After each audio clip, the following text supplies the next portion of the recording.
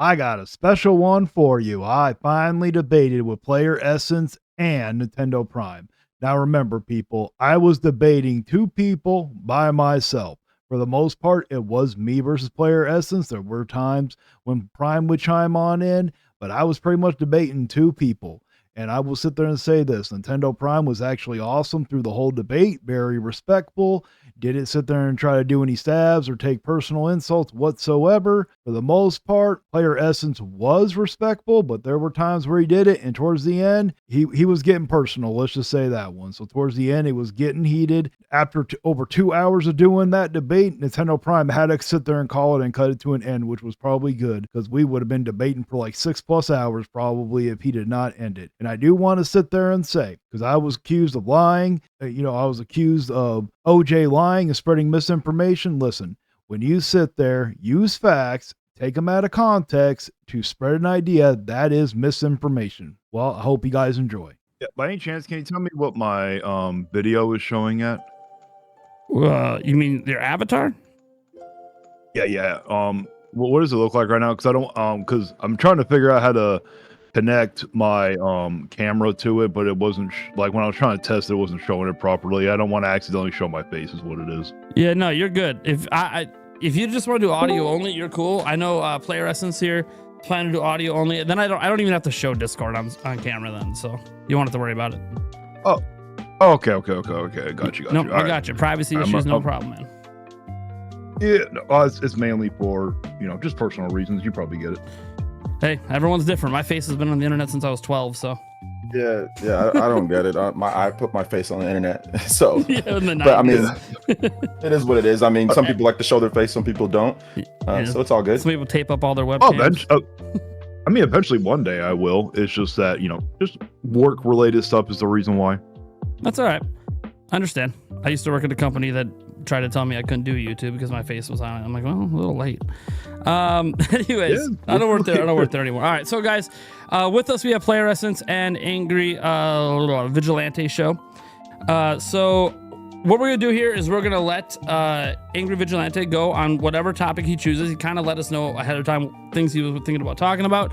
I don't care which direction he wants to go with this, but you are the one that makes content on our channels, critiquing us over various topics. So go ahead and start with whatever topic you want to start with first, man. Alrighty. I would like to start with Mario Kart World being overpriced. Okay. I think we both agree that it is, right? Prime. I think you've talked about that. I've talked about it. So I've said a few things. For me personally, I do think it's a little too expensive.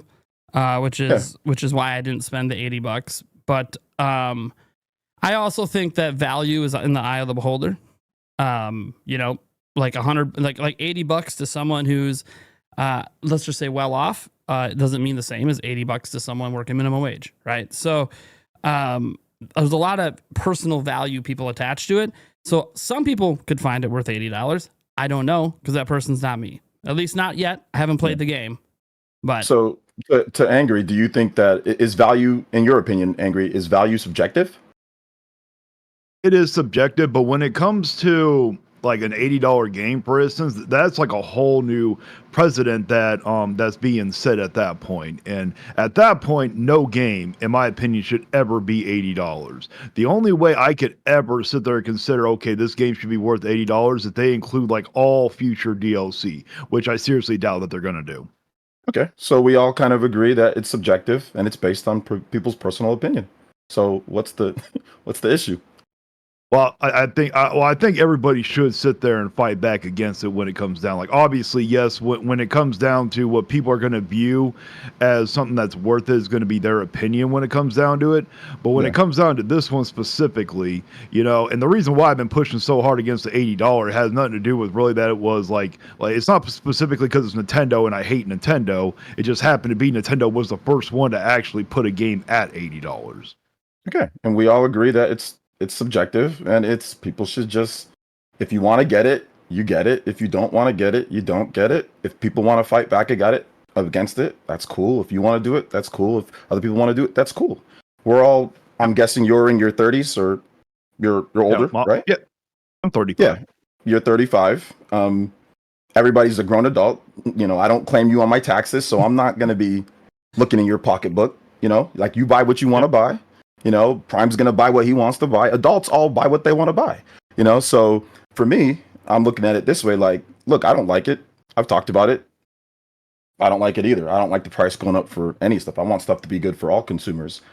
But like, I don't really know where you're going with this, because we all agree that, one, it's subjective, which you just agreed that it's subjective. And then two, we all agree that people should be able to buy what they want or not. And if you feel like arguing against it or fighting against it, you can do that. Nobody's going to hate on you for that, man.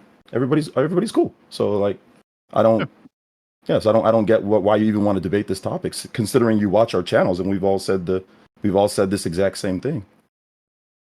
Well, yeah, but you know, you sit there and say that it's too high, but then you go ahead and buy it. It kind of defeats the purpose of saying that it's too high at that point, because you're just showing that it's okay to Nintendo to price these games at that point.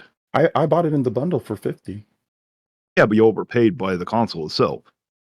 Well, we're not talking about the console. We're talking about the game. I know. So I know. But so right now the game. But you brought but the game is 50 based off of. We can get to the console in a little bit. That's fine. Yeah. Based off of what you agreed, one, that it's subjective. You agreed, two, that we're all adults, and now you're agreeing, three, that it's $50. So nobody overpaid for anything, right? Oh, yeah. If you get in the bundle, it's obviously going to be lower. It's lower down to $50. What are you ranting to your audience about then, about us with this? Because I don't understand. I've seen, now that I've looked, when you commented on my video, I saw and I went and looked and I'm like, what are you ranting about? Like I literally said the same thing. I don't like the 80. Prime doesn't like it. You just agree with everything that I just said, with value being subjective. Well, Prime's gone back and forth between the $80, but you know, one video. Okay, go. Sorry, my bad. Sorry to interrupt. Go ahead. Yeah, because like in one video he sat there and said that he's not here to sit there and say if it's worth it or not. Then in another video he was like, well, I do think $80 is too high. I don't know where it got lost in translation. Then he went on Twitter and said, oh, I do think it's worth it. And now he's saying it's in the eye of the beholder. Yeah, but it's always been that way. It's always going to be subjective towards each person. Once again, it's like, do you buy? Let me ask you a question, Angry. Do you have a car? I have a car. You have a car. Do you have a Rolls Royce? No. Okay. Because I'm Rolls too Royce, cheap for that. It's exactly, you're too cheap. But for other people, they're going to buy a Rolls Royce because, one, they can afford it if they want to, or two, they just want a Rolls Royce, and that's up to them. So it's the same kind of thing. Like, to me, it's adults can buy, or if they say, hey, look, it's the reason why he's waffling. I'm not trying to defend for him, and Prime, you can speak for yourself, but I think the reason why is because it's truly just that. It's subjective. Like, I have no problem with other people doing what you're doing. You want to be angry and you want to fight against it. Look, I made my own video. Like, we've all done that. So there's really no dispute here. Like, we all feel that it's a bit too much, but we also feel, which you agree, that it's subjective. So like, that's really should be the start and stop of it, to be honest. So the point of bringing up on my stuff and like what I said here and what I said there, I've always said that value is subjective. That's like a consistent stance I've had on my channel forever. Which means also my value is subjective, whatever I value. I have said things like, I do think the breadth and width of Mario Kart World could be worth $80, but I don't know because I haven't played it. Okay, so that's where that comes in. And right now, with what Nintendo has showed me, it doesn't feel like that. So then I chose not to spend that kind of money. You know, I did the bundle as well, because I don't think Nintendo's done a good job selling me on why it should be $80.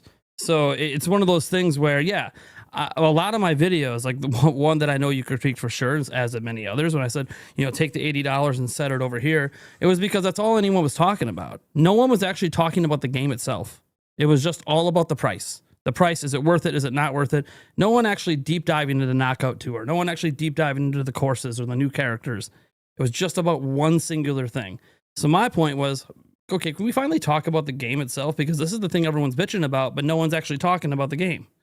Like, the game is what's going to determine if it's worth the money. So can we talk about it? And that was more my point about setting the money aside. It wasn't, don't take money into consideration. It's that, well, okay, but there's other things we should be considering as well that are not getting talked about. I'll be honest, this seems like a non-topic to me. Like, value is subjective. People want to buy it. If you want to buy it, you go buy it. If you don't want to buy it, you don't buy it. We're all adults. You spend your money where you want to spend your money, Angry. we'll spend our money where we want to spend our money. This is silly to try to be policing people online about where they spend their money. Like I said, you don't want to go buy a Rolls Royce because you don't feel like it's worth it. Just like I might not want to buy. I mean, you don't. Do you have like a 5-bedroom house? Some people don't want to buy a 5-bedroom house because it costs too much, or maybe you want to get a small apartment because it's cheaper. Like we're all adults. I think it's silly to sit here and try to play semantics over the internet about $80 price tag for a game that we all just agree that is like, yo, this ain't like it's probably not worth 80 right now, but we'll see, or it's not worth 80. Like, we all agree with you, man. Ain't nobody giving you no shit for like, for you being angry about that. So I don't really see there doesn't need to be any more discourse on this, in my opinion, at least. Yeah, probably not. I just, the reason I look at it like, if we sit there and accept it, is going to change the industry and it's going to push out a lot more $80 games. Listen, the market will decide that. Like, here's the thing, Angry. I don't know if you know this about me, but I've been in the video game industry in terms of covering it for 15 years now. And one thing that I've realized, because you're new to this from what I understand. I looked at your channel. On this channel, yeah. On this channel, you're new. But I can tell you right now, man, the market will take care of itself. People will buy what they feel like. If $80 games are going to be a thing, then the general consumer will buy it. If it's not, then it's not. We make up a tiny portion of the overall people. I know it doesn't seem that way because sometimes you're in an echo chamber of everybody in your comment section telling you how right you are and how bad we are. But I'm telling you right now that all these people, even in my comment section or your comment section or Prime's comment section, were a drop in the pond compared to the overall consumer. So the overall consumer, and this is how it's always been, will decide whether it's worth it or not. Like when I was younger, there was a game called Chrono Trigger, so I'm pretty sure you know about that game. That game was $80 in 1996, and the people who could afford it. I don't remember that one. Okay, you don't remember. Okay, that's okay. I remember. I don't remember I was very young back in that time, so yeah, I was older. So yeah. That was $80, and that's not even just Chrono Trigger. There was other games that were expensive as hell, cartridges because of the cartridge price. But the people that could afford it bought it. The people who didn't, and that's just how it was. And for me, once again, as an adult, you're allowed to buy it. Like, I support you in that, man. Like, I've not made one response or angry video to anybody that said anything about I don't like the $80 price tag. I've not made a single one. So I think that your hate or your whatever you're talking about, the way that you've responded to me saying stuff, I think it's completely misplaced. Because once again, I've never said anything about anybody being upset about that. Anyone's allowed to. It's subjective. So you can be angry. I'm not going to stop anybody. I support you, man. If you want to make a video saying it's terrible that it's 80, I'll be right there saying, man, I agree with you. So I mean, like, there's no discourse here, man. Yeah. I think, like I said, I think you're maybe a little bit too amped up from people that actually like the Switch 2. Because if you look at what I've said on my streams or my videos, I've said it multiple times. The evidence is out there that I don't like the $80 price tag, and I don't mind if other people are upset with that. So there's no resistance from me. There's nothing. So I don't know why you seem to have an issue with me on that. I don't have an issue with you or Prime. The reason why I started your videos say differently. Okay. I know. You also got to realize it's also trying to be a little entertaining too at the same time. I've sat there and said that my videos are I believe about 90% of what I say. When I sit there and make certain jokes about people getting blown out, I obviously don't think Doug Bowser's actually literally doing it. It is a little bit of satire sprinkled in with it. But the reason why I started covering you wasn't because I just stumbled across or I hate you. I kept getting requested by multiple people to react to you. And at first I couldn't understand why, because whenever people ask me to react to somebody, I always watch like their newest 4 videos, and with your long videos I couldn't find a reason to. And then someone was like, oh no, check out his live stream. And then the very first live stream I ever checked out on you was, and which I thought was funny, but you claimed in your video that you had a troll that was commenting in there, and you were sitting there saying that him and his mom is related, and I just find it funny. So that's where I started doing it. Yeah, I mean, but once again, like in my stream, I never defended or said that it's, people can't, that we're getting kind of off topic with that. Yeah, that dude was a troll, and I kind of like went off on him because he was been trolling for like a month. I was trying to give him some some breaks, some leeways, not trying to ban him right away. He was being a complete douchebag to not just me, but to other people there. So yeah, I kind of went off on him. Like, but outside of that, like if you look at my streams, I ain't never, like, based on your videos, like I said, I saw somebody let me know, and I saw, and I look, you're making it seem as if I'm defending or I'm backtracking or I'm saying this and I'm saying, and my position has been clear. So this is why I said to us in a DM, I said, you're disingenuous and you're clout chasing. That's what you're doing. And you just kind of confirmed it right now because you said, oh, well, other people told me and I didn't know. And I looked at one of your live streams and you're clout chasing. Oh, you're clout chasing. And wait, hold up. You're being disingenuous with what you said, because my position has never changed on the $80 with Mario Kart thing. It's never changed. So, but the way that you formed your video is that you made it seem as if I'm waffling, if I'm going back and no, it hasn't. That's why I'm saying you're disingenuous and you clout chasing. Once again, it's okay. Like, I get it. I looked at your channel too, and I'm not trying to hate. I'm just going off of, like we said, we talk about things. You weren't getting any traction when you were just talking about video game news and stuff. It wasn't until you started talking about us. So listen, people are allowed to clout chase. You're allowed to do that. And I don't want to be disrespectful. You're allowed to do what you need to do. I get it. You know what I'm saying? But if you're going to do it, be honest about it. Don't be disingenuous and make it seem as if I'm just like, oh, I'm just saying I'm back and forth on $80 games and I'm this and that. No, I'm not. My position has been very clear from the beginning. So just, let's be clear on that.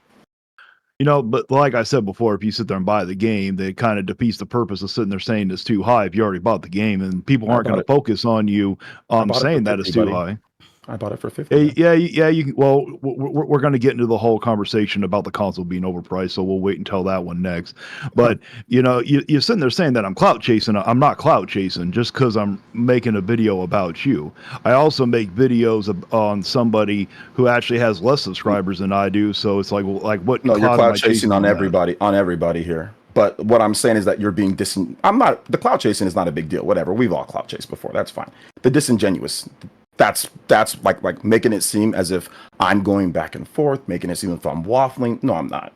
I've been clear on my position. You don't, and I don't think you actually link the video or the streams you react to. Do you? I'm not sure you do. I just started doing that. Yeah, I was only tagging you guys in it because that's what I was. You were tagging us on a different. Yeah. So your viewers, I just recently started. Your viewers can't actually go see what the full thing somebody said. So this is the being disingenuous that I'm talking about. You're being disingenuous. If you're gonna clip people and cut them off and not include the whole thing, you gotta at least include the video so people can see the truth. Because making me out to be somebody who's waffling or flip-flopping on Mario Kart, I've been consistent from day one on there. I've been consistent in terms of that. So that's the only thing that I would say, is that you're being disingenuous on purpose. I don't think I'm being disingenuous when I sit there and say that, you're flip-flop, and if you sit there and say the game is overpriced, but then you go and buy it, that defeats the purpose of saying it's overpriced. I think we've already established right now on this that it was a $50 game.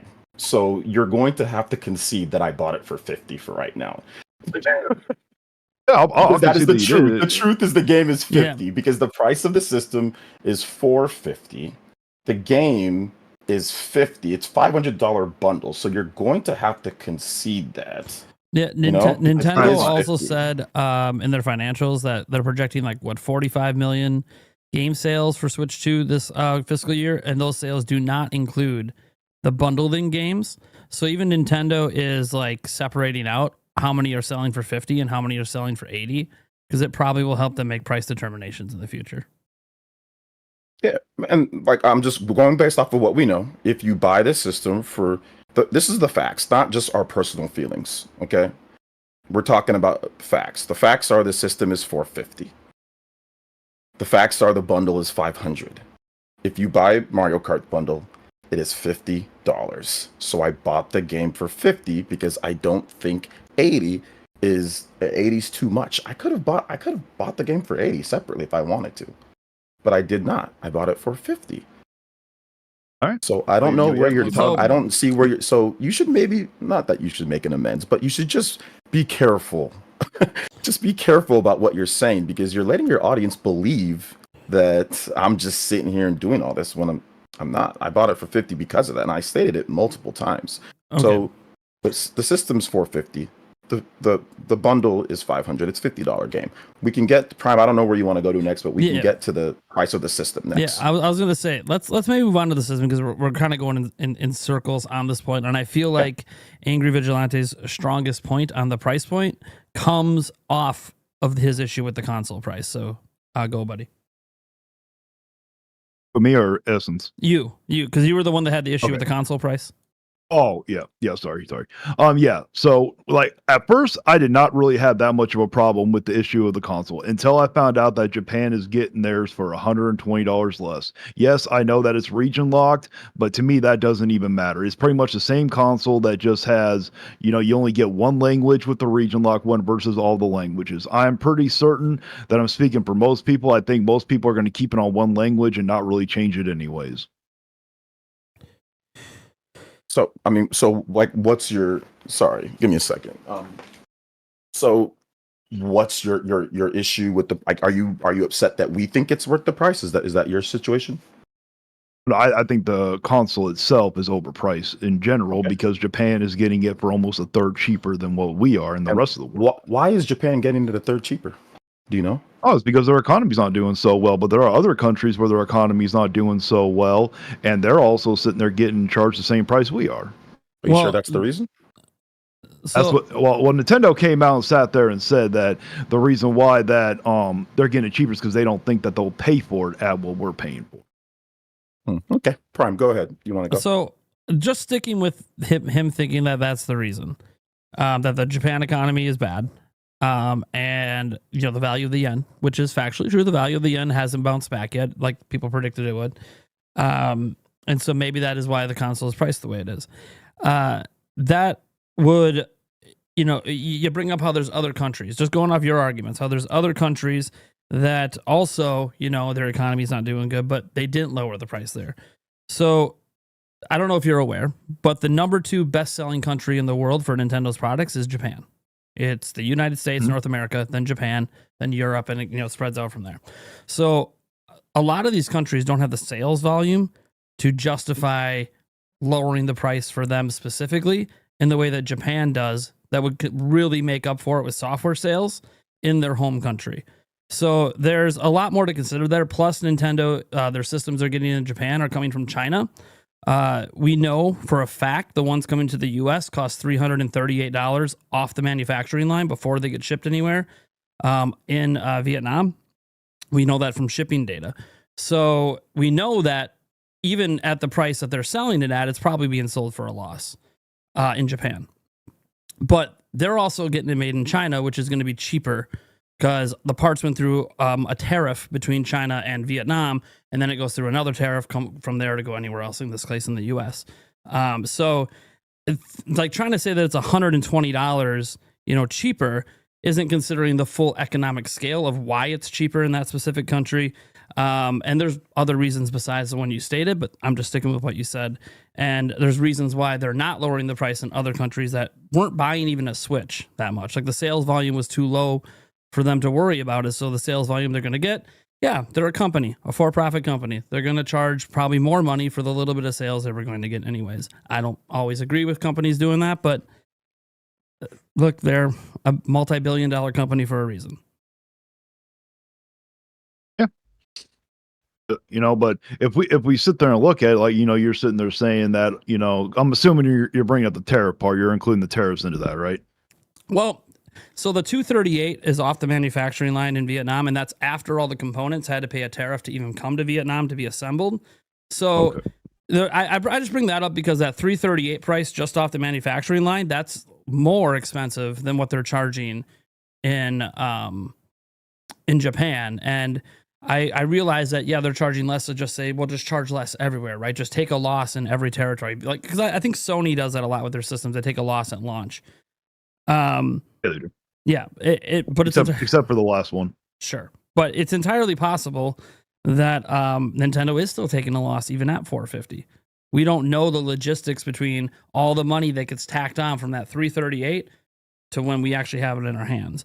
So there's just a lot more going on than direct China to Japan, because that's not how we're getting our systems. It's not direct China to the US. It's China to Vietnam to US.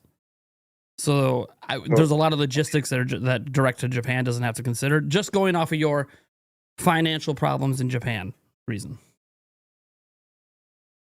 Yeah, well, to my understanding, the reason why that Nintendo gave it to them cheaper there didn't really have anything to do with that. They just claimed that it had to do, well, not exactly claim, but they sat there and said that, from what I read, that that Japan wouldn't pay the price that we're paying is the reason why that they lowered it. They didn't sit there and mention for anything else. Where'd you read that from? Do you have an article or source?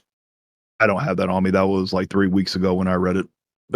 You didn't read that. That's not something but that's not something that was actually said by anybody that knows what they're talking about. So I think the common thing that I'm looking at here is that you're just making things on your own. Just, I think I read this. I think I saw this. Oh, Prime gives you facts in terms of what happened. And you're like, oh, well, I'm just going based off of what I think of what somebody said. Instead of, Prime said this same thing in his videos. But instead, you put him on. I don't recall that. Prime definitely talked about this on his streams and his videos. He has 100%. And instead of asking him about it, you call him names. You make him seem like he's crazy. You do the same thing to me. And this is what I'm talking about, disingenuous. You could have easily just asked, like, hey, what's the production line look like? What's the shipping look like? These are all very common things that anybody with basic economics can be able to tell you, that a product going from China to Japan, from Vietnam to the US, or from China to the US, even before you talk about tariffs, is going to be a very different economical situation. It's not going to be the same, but you're making it seem as if it's the same. So that tells me that you don't know the economical situation, and maybe you should listen instead of just branding people as bad, as fanboy, as this, and illogical. If you just simply listen, this is stuff that Nintendo Forecast Channel could have told you this, and Daniel Ahmed on Twitter could have told you this. There are numerous people that know economics and business and shipping, and it's not the same, and it's never been the same. So this is, like I said, this is the situation that I have with you, is that you don't research very much, or really barely at all. You go off of just your emotions and your feelings, and then you put that into your videos and take it out on people like us who are giving you actual facts. You didn't know anything that Prime just said. You didn't know. I didn't know what I knew a little bit of what Prime. You have no source for even what you said. You have no article, no source. No, I don't have it off the top of my head right now. No, I do not. Exactly. Because if it was something that what Prime just said, you can look up. It's very easy to find. What you just said, not so much. Because I cover Nintendo all the time. Prime also covers Nintendo all the time. What you just said was not something that you can just find. That's something that just might be an opinion that was out there. It seems like you're maybe something like someone said it on Reddit, maybe, or something. Who knows? Yeah, a Reddit. That's something just more emotional.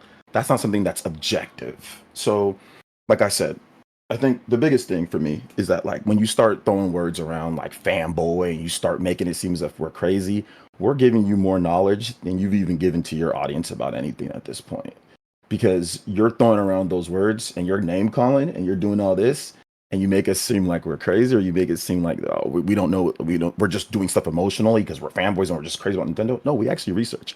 Prime's been doing this for a long time. I've been doing this for a long time. So I would just say, man, like, the situation is this. The situation for me is this, is that you don't have the information.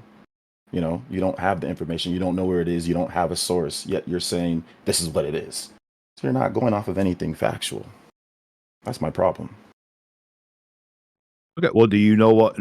So the whole reason why that is, it's all because that is cost. I know that's costing us more than it would Japan, obviously, because of how much closer it is. But I seriously doubt that it costs $120 more to have it shipped over here. You know, I do feel like that we're being forced to subsidize that their economy over there for their game. What's the difference, in your opinion, then?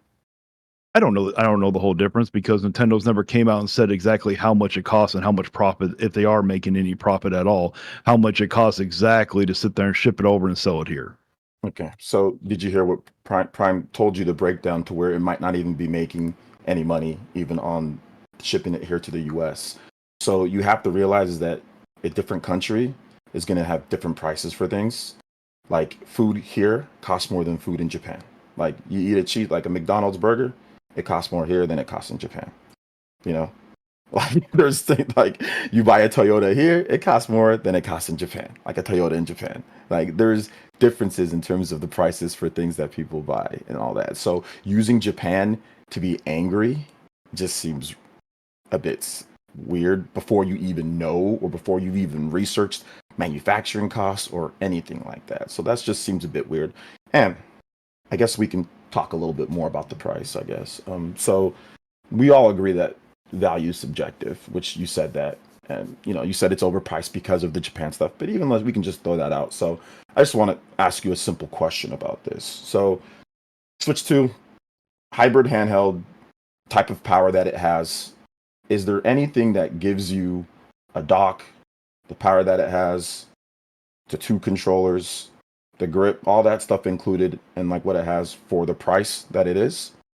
Is there anything that you can get on the market right now for that price? No, and I've been firmly open that at first I thought, when I first saw the price, I wish it was more like 400, but I was willing to accept it until I found out that Japan was getting theirs for like $120 cheaper. Okay, but we've explained that in terms of the logistics with that. Yeah. So I think we're on the same term now. Now we can kind of circle back to your thing with Mario Kart. Mario Kart, it seems okay if someone's gonna pay 450. It seems okay based off what you're saying now. It seems like okay. So because like you were saying, oh well, we have to wait till we get to this. So I just want to make sure that we're cool with okay, 450 seems okay now that we know the logistics of the money situation and the shipping and different type of things. 450 is maybe okay, and I bought the game for $50, so I just want to make sure that Prime bought the game for 50. I bought the game for 50, so just want to make sure everything's good on that front, right? Yeah. Okay, cool. I don't hate the system. Some people, I'm not saying that you guys do, but some people think I just hate Nintendo. That's not true.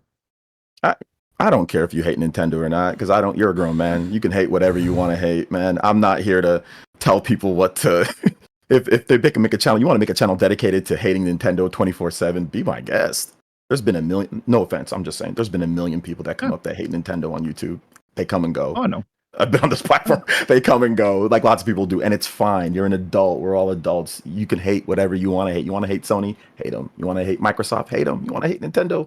Knock yourself out. No, it's all good. I don't have like I said, I had no issue with your channel until being disingenuous, which we've kind of already showed at this point that you are going off of just your emotions. You're not researching things, and you agree that value is subjective for adults, that we can all just kind of buy, so we're not crazy for thinking a $450 system with a $50 Mario Kart is subjectively good for some people. But I want to get into another thing that you said, though, that I heard you say. So, brainwashing. I heard you use this term with me. Yep. You still feel that way? Did I brainwash do I still my feel audience? Yeah. Okay. What's the definition of brainwashing? Without looking it up. I don't know the exact definition of brainwashing. Exactly. You don't know. You go based off of emotion. You don't know the definition of brainwashing, but you're willing to tell your audience that I am. You see how weird that is? Right? What if I just said, you know what? You are a master manipulator and a convict. What if I said that about you? Wouldn't you be like, wait a minute, how do you know? I'm not a convict. I'm not a this. I'm not, what? But you tell your audience that I'm brainwashing, and you don't even know the definition of brainwashing. This is being disingenuous. This is lying to your audience. Am I not correct? No, because generally most people are going to understand. They may not be able to define what it means, but most people are going to understand what brainwashing is. When you sit there and use like facts and you sit there and say, because like pretty much when you sit there and say, oh, well, the the pre-orders are doing so well, and then you use Japan as an example, because I've heard you say in your live streams, because I've clipped it, when you say look at Japan's sales figures when you had all these people requested through Japan and they're getting it for so much cheaper, that yourself is being disingenuous. You're using facts, but you're not putting in the context at the same time.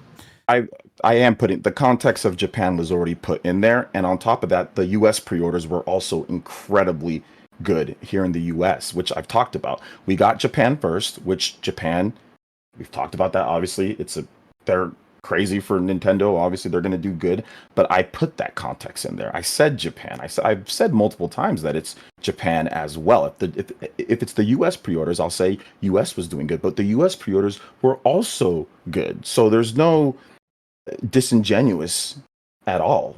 Brainwashing, you don't even know the definition of brainwashing. So let's just make sure we make that clear. You don't know the definition. And two, you just said that I stated facts. You said that I said facts to my audience. Yeah. I did say facts. Yeah, but you took facts without context. No, I said Japan. When I talk about Japan, I said Japan. When you sit there and say, hey, look at how well it's selling, and then you sit there and say with Japan, look at all the pre-orders, but not taking into the context, oh, they're getting it for $120 cheaper. So, that is being disingenuous. The pre-orders are doing good here in the U.S. So let me interject for a second here, okay? Because obviously we're talking about sales data, right? Which is like fact-based information. So I don't know if you watch all of our videos. You probably don't. But I know on my channel, I don't literally watch everything OJ puts out. But I know on my channel, I've gone over several different sources of sales information, from how well it was selling out in France and their pre-order numbers. I've done the UK numbers. I've done the Japan numbers. I've done the US numbers.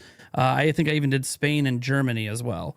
But these were all spread out over a bunch of different videos, because this news doesn't come all at once. It comes at different times. And you watch my videos. I know you do, because you react to them. I have a ton of news stories in there. So like the context, when someone's like talking about Japanese sales and they say Japan, and they'll even mention sometimes, oh, they have that region free version, that's cheaper. Okay, fine. But that doesn't take away the context that it's factually just selling well everywhere. And it was just covered in prior videos. So sometimes we don't feel like we need to keep bringing that back up when we already talked about those things. I've covered Prime. I've covered what you covered too, Prime. Yeah, I thought so. I've covered the U.S. I've covered France, and it's doing well in every. There is no being disingenuous. It is you taking one thing and applying your own emotion to it and saying he's not saying the whole picture. The whole picture is it's doing good everywhere. That's the whole picture. That is the truth, that it's doing really good everywhere. So I don't know why what are you upset about when it's literally doing good everywhere? I'm not upset. That's the thing.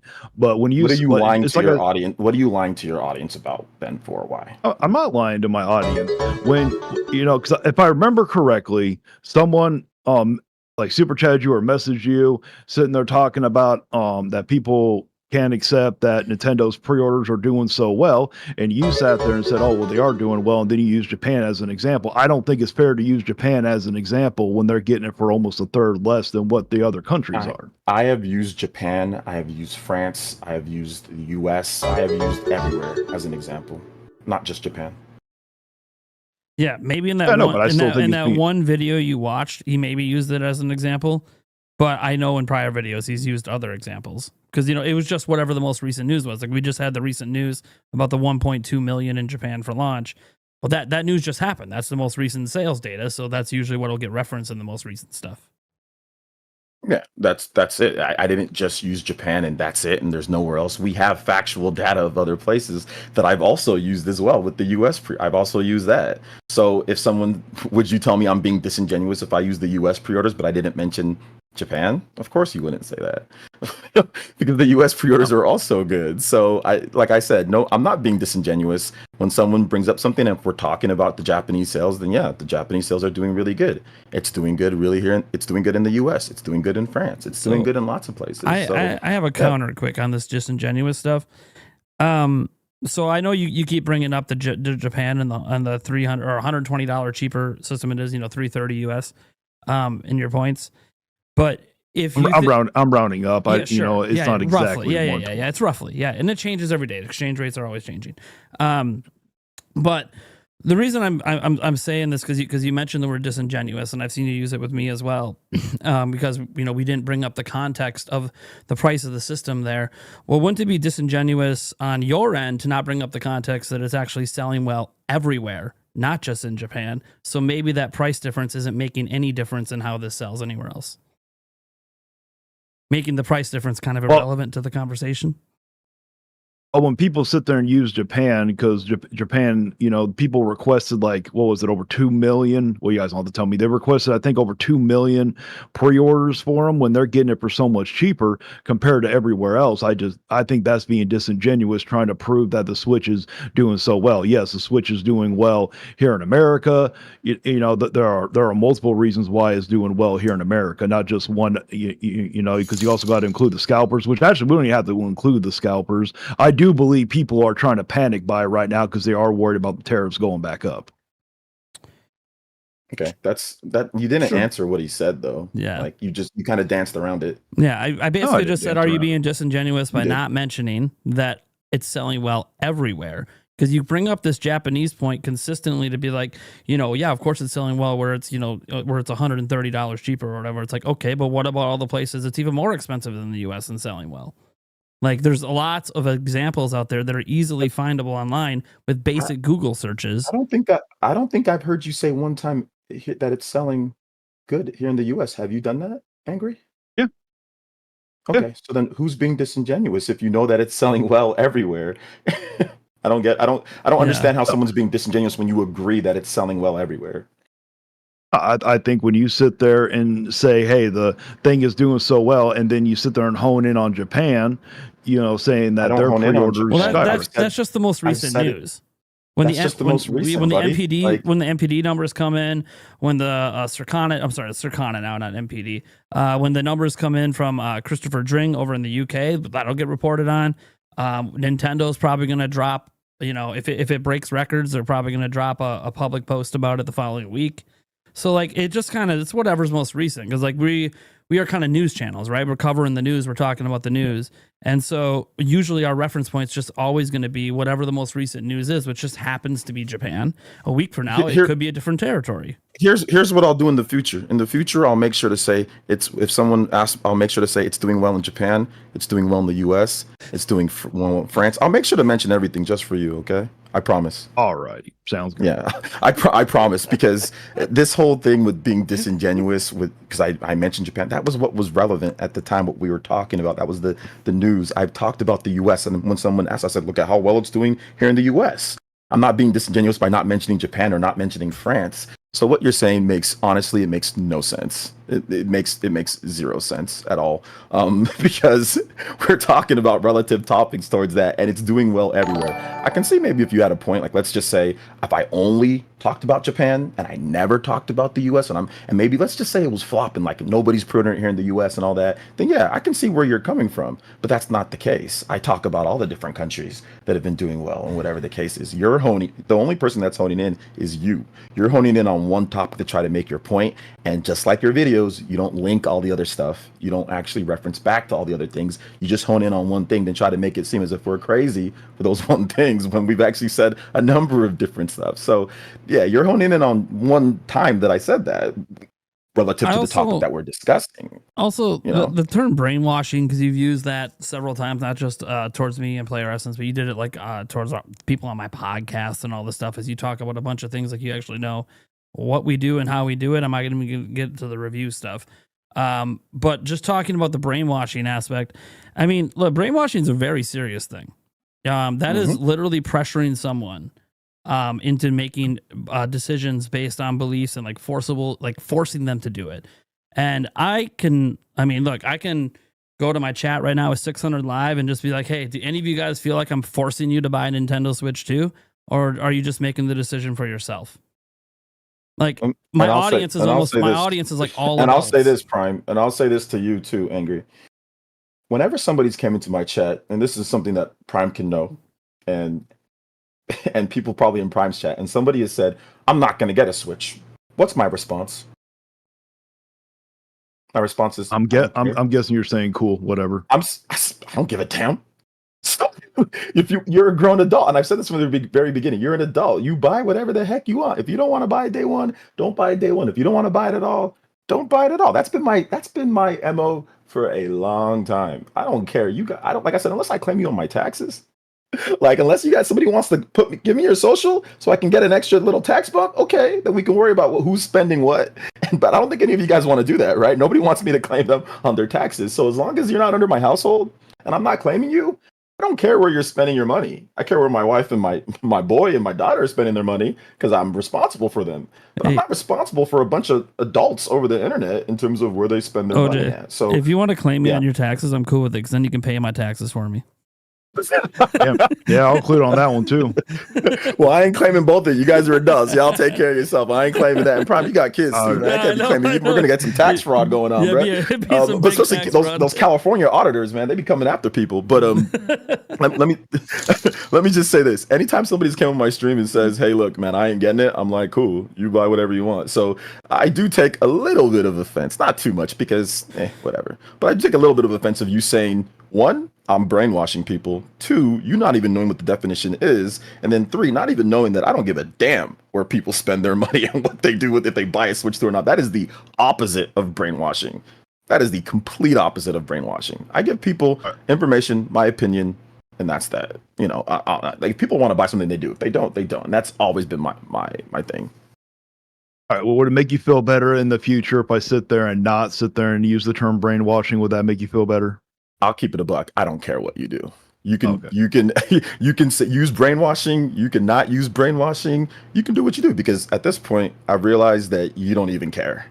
I don't think you even care. I don't know if you do. I'm not trying to be mean. I don't think you do, because you don't know the definition of a lot of things. You don't research a lot of things, but you're sitting here and telling us this is why I made all these plastering videos back and forth and left and right. That's why I said that you're disingenuous and you're a clout chaser. You're doing this for attention because you're getting more views than you've ever gotten by doing this. And you're being disingenuous by, one, you didn't link the videos and you're cutting out certain parts of live streams into 10-minute videos, into short little videos or 12-minute videos. You're clipping out the whole context. You're clout chasing and you're disingenuous. I can't react to your whole live stream here. Do you understand how long that video is going to be? You can't react to the whole thing or include everything that I said, because it'd make your point look bad. Because I wouldn't make my point look bad. It would be an extremely long video. I only got so much time in the day here. Exactly. It would leave out context, and it wouldn't make your video as what you want it to be, to make me out to be an illogical, crazy fanboy. Oh, wait a minute. If you provided more context to what he's saying, that's not so bad. Just like I'm doing right now. And this is the reason why I wanted to do a debate, because you can't pull. I'm just going to cuss, right? You can't pull that bullshit that you pull. And like I said, you can't pull that bullshit that you pull on your channel. You can't do it right now when I have time to go over everything. And I'm completely logical with everything that I've said. Whereas on your channel, I am a crazy, illogical fanboy. Oh man, some of your live stream, you do that on your own. You don't need me to do that for you. When you went off on that one guy sitting there saying about him being related with, or him being with his sister in the back, why did I do that? Why did I do that? He's a troll. I sat there and said in the video because he's a troll. Because so I'm crazy and illogical for going off on a troll. When you sit there and act like that, people are going to view you as that. You do that on your own. I'm asking you a question. Am I crazy and illogical for going off of somebody that continues to go after people in my chat, that stalks on Twitter, and that consistently comes there to troll me? That's not crazy and illogical. Ban him and move on. That's not a crazy and illogical. But even you said you've been on the internet long enough. You know, when it comes to the internet, when you act like that, people are going to clip it. And that's fine. You can clip all you want to, but that doesn't make me crazy and illogical fanboy towards Nintendo because this person's trolling. That's what I'm saying. Your context, you're disingenuous. You're making me seem like I'm crazy over something about Nintendo when it wasn't that. It was because he's I didn't do that. You did that on your own. No. I literally clipped your live stream and just showed what you did in that live stream. Okay, and everybody in your chat was thinking that it was over Nintendo. Right? I don't remember what the chat said. Go back, go look in the chat. I know damn well you don't expect me to remember every single comment that comes through. Bro, I don't expect you to research anything at this point. You don't research. I didn't say research. I said remember. You don't look up or research anything. I mean, but listen, that's okay. It's fine. There's a place on YouTube for people like you. You know what I'm saying? Like, I'm not even trying to hate, for real. Like, no cap. Like, I wish you like really well. But what I'm trying to say is that, like, you know, you completely took that situation out of context and made it, and you did not add like, yo, this guy's been trolling him for a month plus. He's been coming here being disrespectful to people in the chat. That's cool. I could have just banned the dude, but that's irrelevant to what the subject matter was. You were making it seem like pointing it out like I'm some type of crazy dude that was being illogical on a point when it comes to Nintendo. That's where people had a problem. That's where people were reacting to, and that's what your clips do. If you provided the full context, people would have been like, "Oh, okay, yeah, that guy's he's been, you know what I'm saying? He's been doing, you know, this and that and all that." Which is once again, you can do whatever you want. I'm just glad that I'm here, like I said, for this time to just say exactly what I said to you. You know what I'm saying right now, because I'm not illogical for going off on that dude. Like next time we'll ban him, whatever. But I'm not illogical, and it had nothing to do with what he said about Nintendo or critiquing Nintendo or anything. Which that's what your video made. If I remember correctly, it was a chat. He called you. You know, I'm not trying to disrespect you, but he called you a fanboy. Something about the VRR thing. Yeah. And the thing about it is that it did have something to do with Nintendo. No, I went off on him because he's trolling and because he's been acting crazy towards me. And this dude stalks me on Twitter, and I literally made a post on Twitter about VRR. He said, "You're not even talking about this and that." So it wasn't that I was angry that he said that, you know, it's the VRR wasn't there. That's not what I was angry about. We talked about it normally there. My issue was him coming there, attacking other people in the chat. He's been doing it for a month. If he just did it that one time, I would have been cool. But this dude stalks me on Twitter. This dude stalks me, and I put a post on Twitter talking about it. So my problem was that he's just being an ass just to be an ass for a month. And I've timed them out, and I'm trying, like I said, I'm trying to be nicer to people, bro. I'm actually legit trying to be nicer on my streams. People say, "Yo, sometimes you ban people too quick or whatever." I'm like, all right, I'll give them a little bit more of a chance. You know, so I was just trying to be nice and try to like I said, be respectful and try to like, hey, look, people can have difference of opinion, but that dude was acting nuts. And what you have to remember, context is, I always feel like, extremely important. And when we do streams, like OJ and I stream pretty frequently, there are things that consistently happen stream to stream that you may not be aware of because you're not watching all the streams. Like, you know, he had that one person stalking him. I can't watch all yours. Yeah, I had a person who has now made over 300 new usernames to come into my stream and start talking about pedophilia with my children. So you can find probably clips. You can probably find clips of me in stream getting pretty agitated and pretty pissed off. And you could take those clips completely out of context and make me look crazy because you're not aware of what this person was doing. That's been consistent for like 6 months. So when you are, and you probably don't understand this because you're newer to the space, or at least you're small in the space, we're not like insignificant size channels. I'm able to do this for a living and support my family.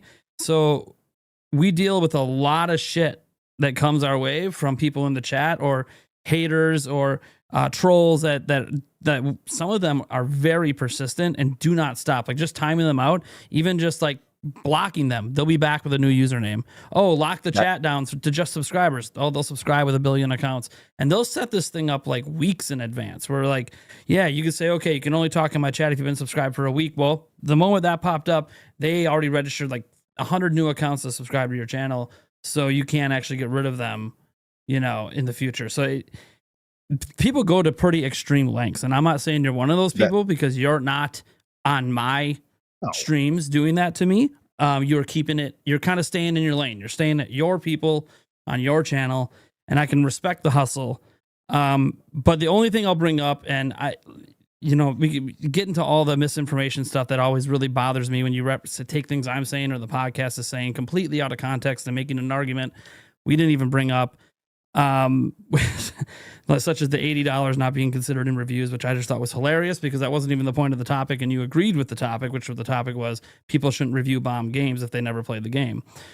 But I stand by that one. Yeah, and that's fine. The general premise here is when we talk about how, like, you know, you're a clout chaser, all you have to do is look at your videos, and every single video is being negative towards another content creator.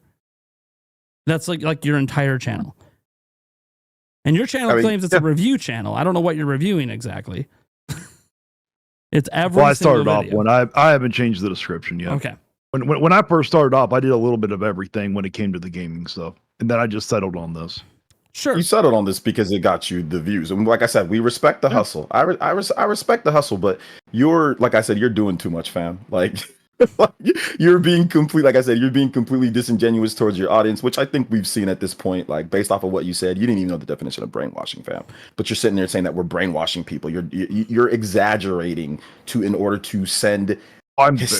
you're Very exaggerating, and like I said, you're exaggerating, and you're being dishonest in your exaggerations, and you're clipping out of context, and you're not even, like I said, you're not even leaving links a lot of the time until recently, but you're not even leaving links so people can see it. This is literally the definition of disingenuous. Like, this is literally it. So, when it comes to the whole links thing, part of it was because I just kept forgetting to link it, because I just recently started doing that because someone told me I should link the video itself, and I'm like, okay, you're right. I didn't think to do that. I wasn't purposely being disingenuous, for someone not to go check it out.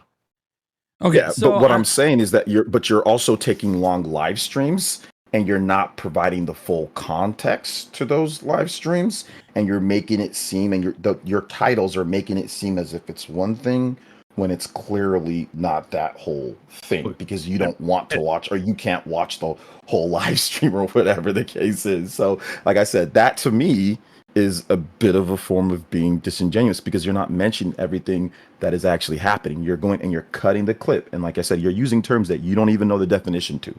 You do not know the definition of brainwashing, which you said already, but yet you're saying that we're doing that simply because we like, which we've already established that the price of the system is fine based off of. So we've already established that you agree with us that price is subjective. So once again, this is textbook clout chasing, because we got into a room here and we're all talking, we're all normal gamers, we're all whatever, and you agree with we damn near agree with almost everything outside of you being toxic towards us. About you being completely toxic in terms of how you do your channel and how you. I'm like, fine, people run their channels however they want to run. I've been toxic towards Prime. I've had to apologize. He's been sometimes toxic towards me. Whatever. We're good friends, so it's fine like that. We're like brothers, so it's like whatever. You know what I'm saying? But like, one thing we don't do, we don't sit there and clip each other's videos out of context and slam the faces and call each other names and then say, "Oh, don't go send hate, guys," while I sit here and completely take this guy out of context and call him names, but don't go send hate to him. That is, dude. If people choose to go hate you, that has nothing to do with me. It does, because like I said, you're saying things that you don't even know the definition to. You're saying you're putting out very emotionally charged words. Brainwashing is emotionally charged word. Like that is like brainwashing is, like I said, it's pretty bad to brainwash people, like regardless, like to try to convince, like try to, like I said, convince people to do this or do that, and like try to use your influence or money or power. I take that pretty seriously. I don't like that term. I don't brainwash nobody, man. Like, I don't brainwash anybody. So when you're using terms like that frequently, you know what I'm saying, and you're clipping it to where it sounds like that, or to where it could, based off of your title, that's the issue. Like I said, where it's disingenuous. And you're being ridiculous, in my opinion. Like, you're being absolutely ridiculous, because we got into a room right now and you pretty much agreed that the price of the system is fine. You agreed that you don't understand the shipping and all that stuff. We educated on it. That's okay. And you agreed that, yeah, it's $50 for the game. So we all agreed on everything. You know what I'm saying? Like, we all agree. But if you go to your channel... because you keep bringing up the price of the system here. If Nintendo came out and said, hey, it cost us $320 to sit there and ship it to Japan versus $440 to ship it to America, we're only making $10, then I will concede that it's that is fair.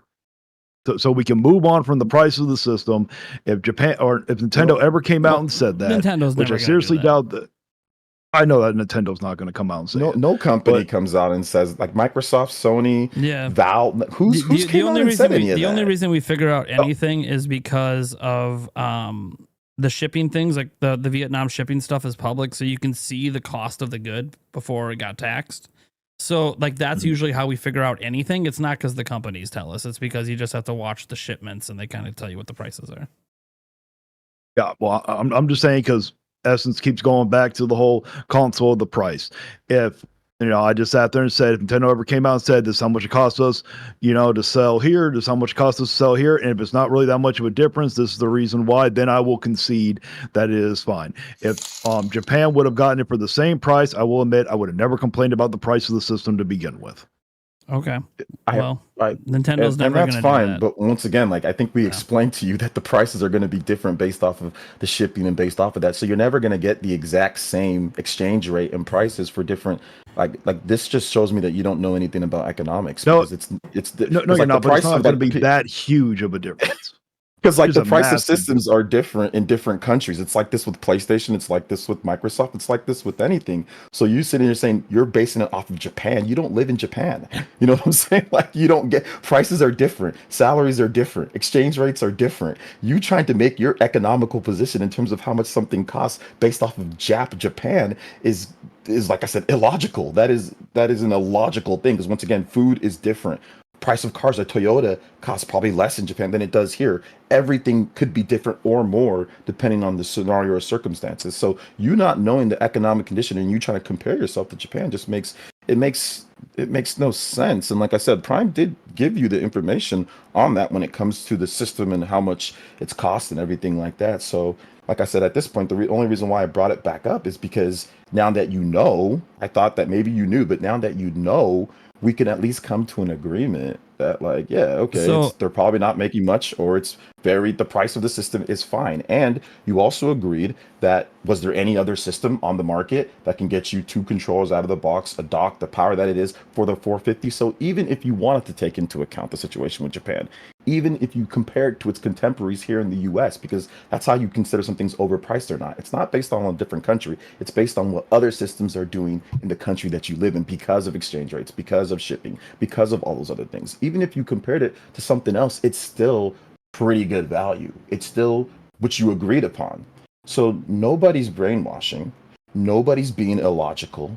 Nobody's being crazy towards their fan base. Nobody's doing that. That's just you exaggerating to get views. That's just you exaggerating, or I you have don't firmly know, or you admitted. don't know what the situation was. You don't know the shipping. You don't know. It sounds like you don't know all this stuff. You don't know the pricing, and you're just basing it off of a country that you don't live in. So, like I said, man, like now that you know that, you seem very, oh, okay, now I know. You seem cool about it. You know what I'm saying? So I just wish that maybe we could have talked about this before you go on multi-video tangents about making us seem like we're crazy when we're not. Well, Me again, and Prime I have been don't doing this for a need long time. to make you seem like you're crazy. You did that all on your own. No, I didn't. But that's okay. Like You know, you can still think that, but I mean like you haven't actually proven that. I told you the reason why I went off on that guy. Prime told you what happens with people that constantly troll and sometimes we have to deal with the type of stuff. You know what I'm saying? So no, you didn't actually prove that. well, But I Prime's think I brought example was I think was a little different than yours. I side with Prime on, if no, he that acted a guy. certain way to someone talking about, stuff when it comes to kids. I can Well, understand that no, part. I've seen Prime has went off on people that constantly troll or people that constantly make sock accounts.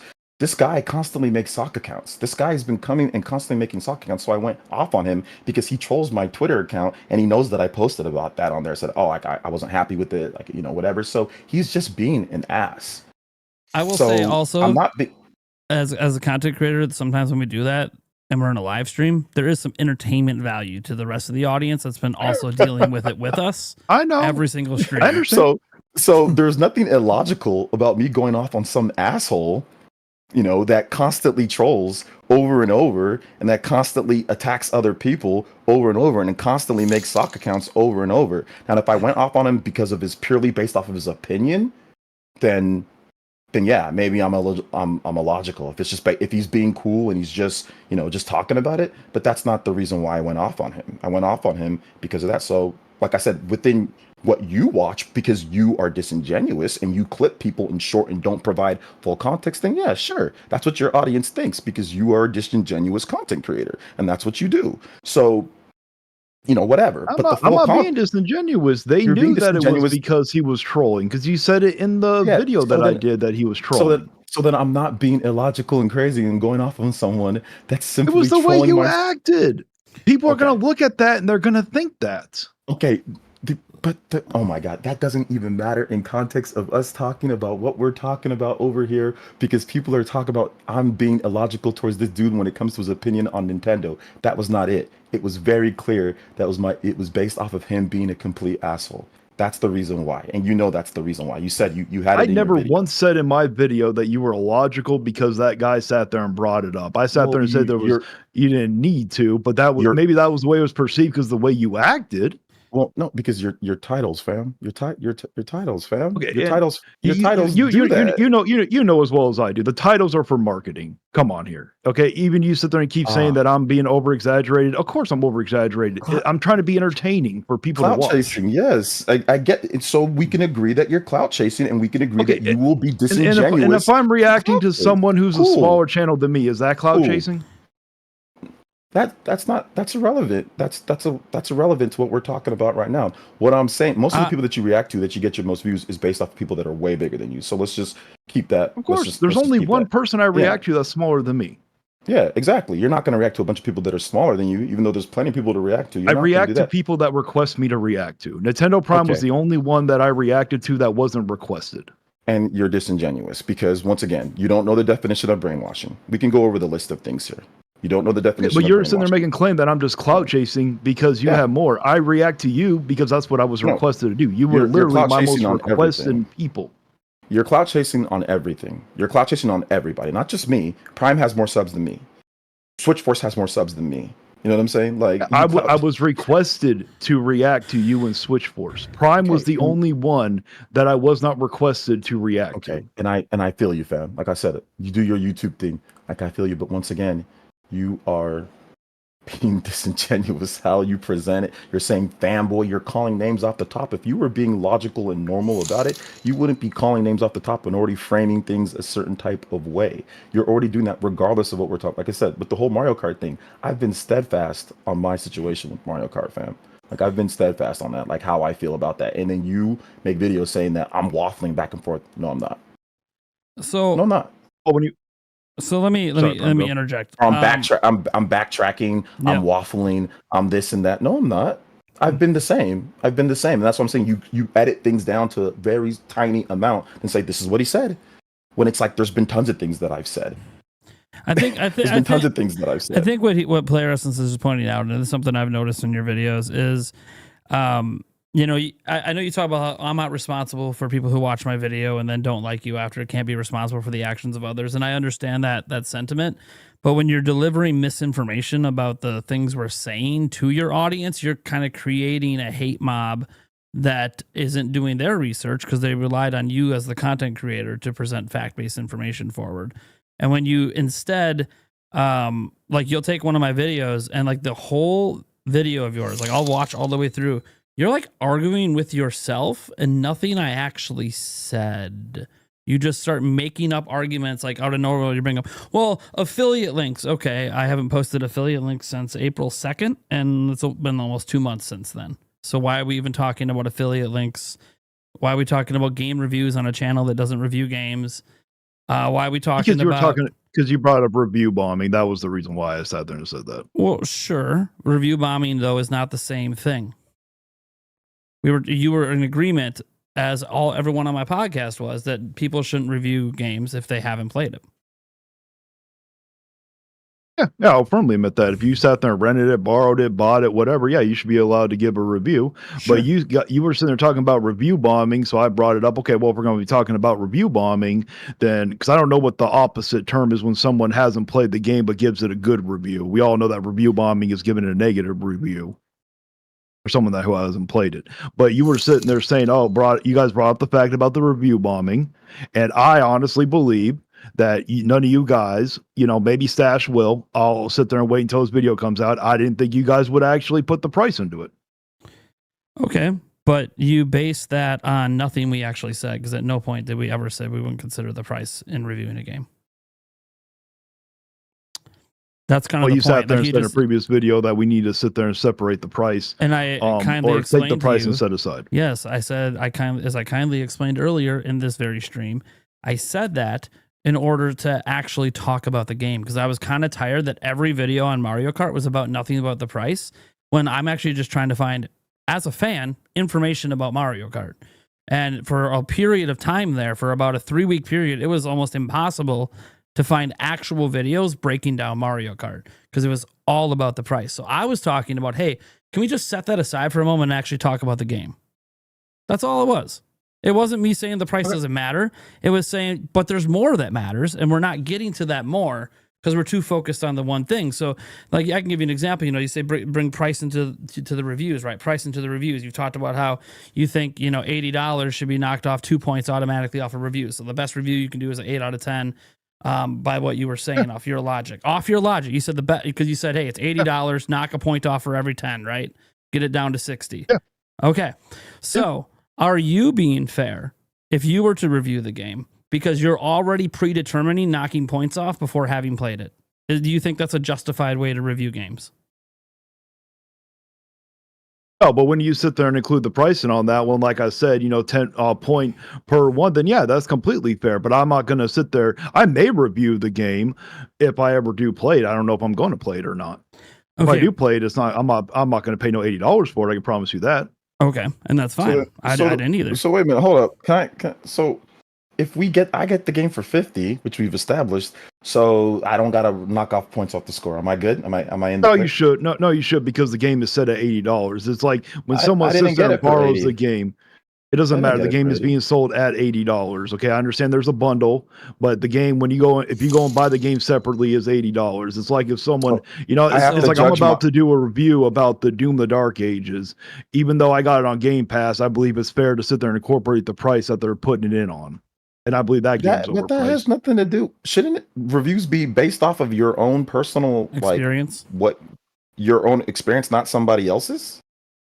Yeah, but it also should be a fair review. If someone doesn't incorporate the price into the review, then that's not a fair review. I got it for 50.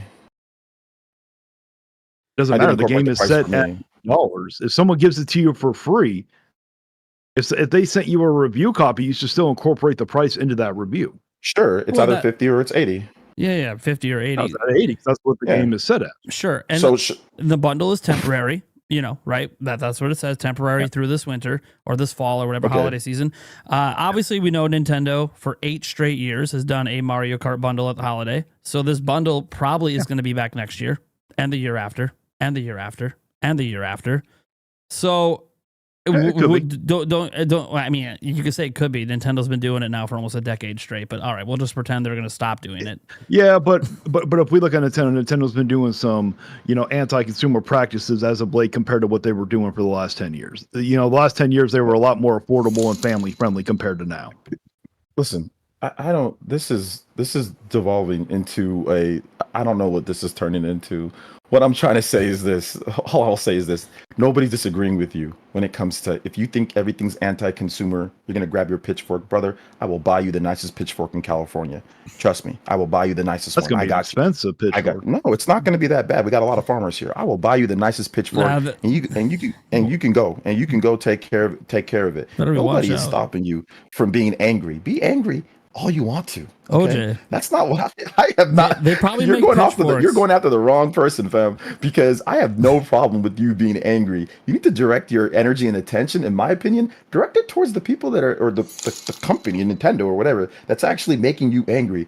Because there's nothing that we're saying here. We've agreed. Hey, look, 80's too much. Hey, look, the bundle. We'll see what happens there. We've agreed on some of these things, and you've agreed with us on many of these things. So I'm not trying to tell you how to run your channel. You can do whatever you want. You'll probably continue doing what you're doing because, I don't know, your users will tell you whatever. They'll tell you what to do. You react to. You listen to them, and that's fine. But what I'm trying to say, man, is that this is like I said, this is devolving into something weird because who cares about the review of that? That's not what we're talking about right now. We're talking about the misinformation. Well, Prime brought it up. I get that, but we're talking about the misinformation. We're talking about the misinformation and how you make it seem like you say stuff like we're brainwashing and we're doing all this when it's not that, when that's that. So that's the main issue that I have. That's why I want to get back on track. I'm not brainwashing anybody. Okay. I'm not brainwashing anybody. I've told people that, hey, look, you can buy whatever you want. You can protest whatever you want. You can do whatever you want. I've been the most pro do whatever the hell you want. You're all grown adults, men and women, boys, girls, theys, thems, whatever. Do whatever you want. So just, lay off on the brainwashing stuff. Like, stop with the disingenuous stuff. Stop with the lying and the misinformation and saying that I'm misinforming people. I ain't misinforming anybody on anything. So just stop with that. You want to still call names. You want to still call me fanboy. You want to still call me all that. That's fine. You can do all that. I got PlayStation. I got Xbox. I got everything. I've been covering everything for a decade plus. What you say doesn't matter. But to me, at least, it doesn't matter. You can do whatever you want because that's how YouTube works. But what I'm trying to say is that just stop with the BS, with the I'm misinforming people, I'm brainwashing people. Stop with the lies, and like that's all I'll say. Is that just stop with that? You know, like if you want to just go off on me about like even like when I went off on that user, you want to do stuff like that? That's fine too. I went off on that. You don't want to provide real context? That's also fine too. You can do that. The context was in there about that guy, and that's fine. Everybody knew because you said it was a troll, and that's cool. Clip it, do whatever you want, have fun, have at it. You know what I'm saying? But what I would say is just please, no, I'm misinforming people, I'm lying to people, I'm brainwashing people. Those are all lies. All of them are lies. Those are all lies. And you haven't proved that one, you didn't prove that you even knew the definition of brainwashing, and two, you haven't proved that I'm lying or misinforming anybody tonight. There's not a single thing that you've proved. Okay, for one, you know, we both understand you're a significantly bigger channel. You have a very huge influence over people, whether you realize it or not. So when you sit there and say, hey, the game isn't worth $80, then you go and buy it. Whether or not you're buying it for 50 or buying it in the bundle is irrelevant. But you sitting there buying it, and then you sitting there saying, oh, well, yes, I'm going to get this amount of value. I believe it's worth it. People are going to look up to you and think that, and then they're going to do the same. To be fair, it's irrelevant to you, the price difference in the bundle. That is irrelevant to what I just said. What I'm saying is that I have not misinformed, I have not brainwashed, and I have not done anything to anybody. And I have said everybody has their own personal opinion on what they want to do or whatever. That is not brainwashing. Brainwashing would be like, hey guys, you guys need to buy this because, you know, if you don't, I'm going to take away your mod status. Because that is pressuring someone like radically with different beliefs that are systematic and forcible. I'm going to take away your mod status. I'm going to take away your badge. I'm not going to let you play games with me anymore. That would be brainwashing. Those are that's the definition of brainwashing. The actual definition of brainwashing is the process of pressuring someone into adopting radically different beliefs by using systemic and often forcible means. So taking away mod status, doing some real grimy stuff. I have not done that to anybody, and I will never do that to anybody. So no, tell me what I have done that is misinforming, that is brainwashing, and that is so terrible like you said that I do. That's what I want to know about. Not that I have a big channel and I have influence and people listen to me. People can listen to me or not. I've given people free will. So please explain to me what I've done that is misinformation and that has been that is brainwashing, and give me an actual, not your personal opinion, give me objective facts. I've already sat there and went through the whole misinformation part with the whole Japan. So do you want to sit there and continue to circle around about the Japan part again? It wasn't misinformation. I want you to give me something that actually is misinformation. Well, I've only done like a few different videos of you, and that was mainly about that one and that one thing that you're referring to. It was never misinformation. I'm glad that we can get that cleared up. It was never misinformation. No, I never said that it wasn't misinformation. You're saying that it wasn't misinformation. Your title said that, but that's okay. So your title said that. No, I'm saying right now that you're sitting there saying that we all are coming to an agreement that that it wasn't misinformation. No. Okay, when you sit there and put out a notion that the pre-orders are doing so well, then using Japan, I'm going to stand by that one when Japan gets it for so much lower. That's why I just said you want to continue well everywhere. It's doing well everywhere. You have not proven. But you specifically pointed out Japan for the simple fact how many you're talking about Japan that day, but it's doing well everywhere. It's because Japan was in the news that day. But it's doing well everywhere. And that's very clear and that's very obvious. And that's something. So when you say that someone's misinforming somebody, they'd have to have like an opposite happening somewhere else. Like, oh, it's doing really well, but it's doing bad somewhere else. And I didn't mention that. I've mentioned everywhere where it's doing well in different live streams. And you've never told me that and you've never told me that I've misinformed people when I say that it's doing well in the US. You've never said, what about Japan? Or you said, what about France? You've never said that to me. Well, there's a difference between France and America and Japan. Japan is getting in for significantly less compared to America. And you have a mental block right now that you cannot understand how that is not logical, what you're saying. Because you're telling me that I am making an exception for Japan. And, oh, well, because you're just trying to tell people, because Japan, but I've said it for every country that's doing well. I've said it for everyone. And I haven't watched every one of your live streams. Your live streams are very long. So what I'm trying to tell you is that you don't know what literally just found out about you. And that's fine. What I'm trying to tell you is that you do not know all the information, that you are making videos and saying that I'm brainwashing, that I'm doing this and that, when I've said logical facts on every single thing. But you're telling people that I'm misinforming. I am not. I am telling people the facts on any situation or anything that is pertaining to, sorry for the beeping, about anything that's happened in terms of the pre-order sales or whatever in every single country. I have not only mentioned Japan, I have not only mentioned other places. Look, Japan still accounts towards the sales of a system. It's still relevant towards the sales of a system. It's still going to do good in that country. It's going to do good here in the US. It's going to do good in lots of places. So what you're saying is legitimately irrelevant. It would only be relevant as if it was not doing well here in the US with pre-orders or in other countries. Okay. Then if I was only honing in on Japan, then I can see where you're saying. I can see what you're saying. Like, oh man, he's misinforming people. He's only telling people about Japan. He's not telling people about the US where it's flopping or in France where it's flopping or in other places. But I'm not doing that. I'm telling you guys straight up how it is in every single place. And that is factual that I have done that. So what I'm trying to tell you is that stop cherry picking what you feel like for content to make it seem as if I'm lying or misinforming my audience when I am not. And you have not proven one thing that I've said that's misinforming my audience. You're just talking about Japan and, oh, well, it's cheaper. I've talked about all the other countries too. I've talked about everything. That's factual. I think the hard thing here, and I'm going to do a little devil's advocate for Angry Vigilante coming into this, is he openly admit he hasn't watched all of our content. He doesn't have the full context. It's too time consuming to do it. And I totally get that. Most of my viewers, 700 plus right now, they haven't seen every video I've done, every live stream I've done. I get it. Don't expect people to do that. But the problem is when you make sweeping generalizations about us and the things we're saying when you don't have the full context, and you know you don't because you don't watch everything. So it kind of gets back to the point of why even make the videos if you don't even have the full information of what you're talking about. And then you come to a situation like this where you have two Nintendo content creators that you've made some videos about, me significantly more than Player Essence. And you come at us when we know everything we said and we know all the context behind everything we say and we know all of our content because we're the ones editing, creating, recording, doing all the work, doing all the research. And then you come at us and you're like, well, you know, I don't watch everything, or, oh, I didn't know this. Well, these are things we have to know because, well, it's our job and we care and we're passionate. And I understand that this isn't your job. I'm assuming you do this just for fun and you're trying to build something for yourself. But it works so much better when you come at it from an angle of, if you're going to do this thing where you grift on other people's content, and that's what reacting to other people's content in a negative way is. It's just grifting. It's a way to get views. Lots of channels do it.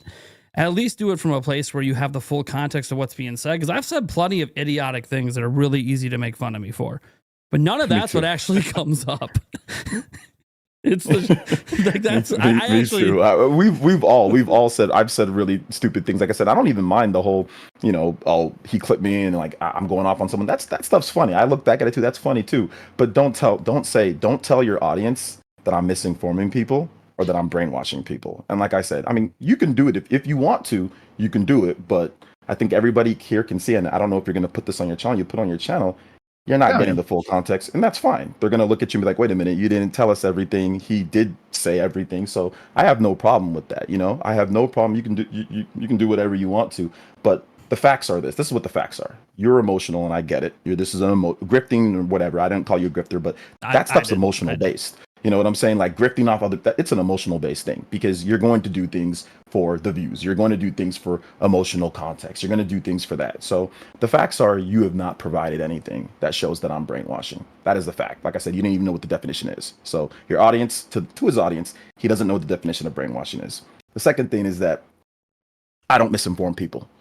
And if I get something wrong, Prime knows. And my audience knows, Prime's audience knows, everybody, I'll fix it. I've been dead wrong. I've been dead wrong on many things, and I'll fix it. But there's nothing that you told me here that's misinforming or that I'm wrong on so far.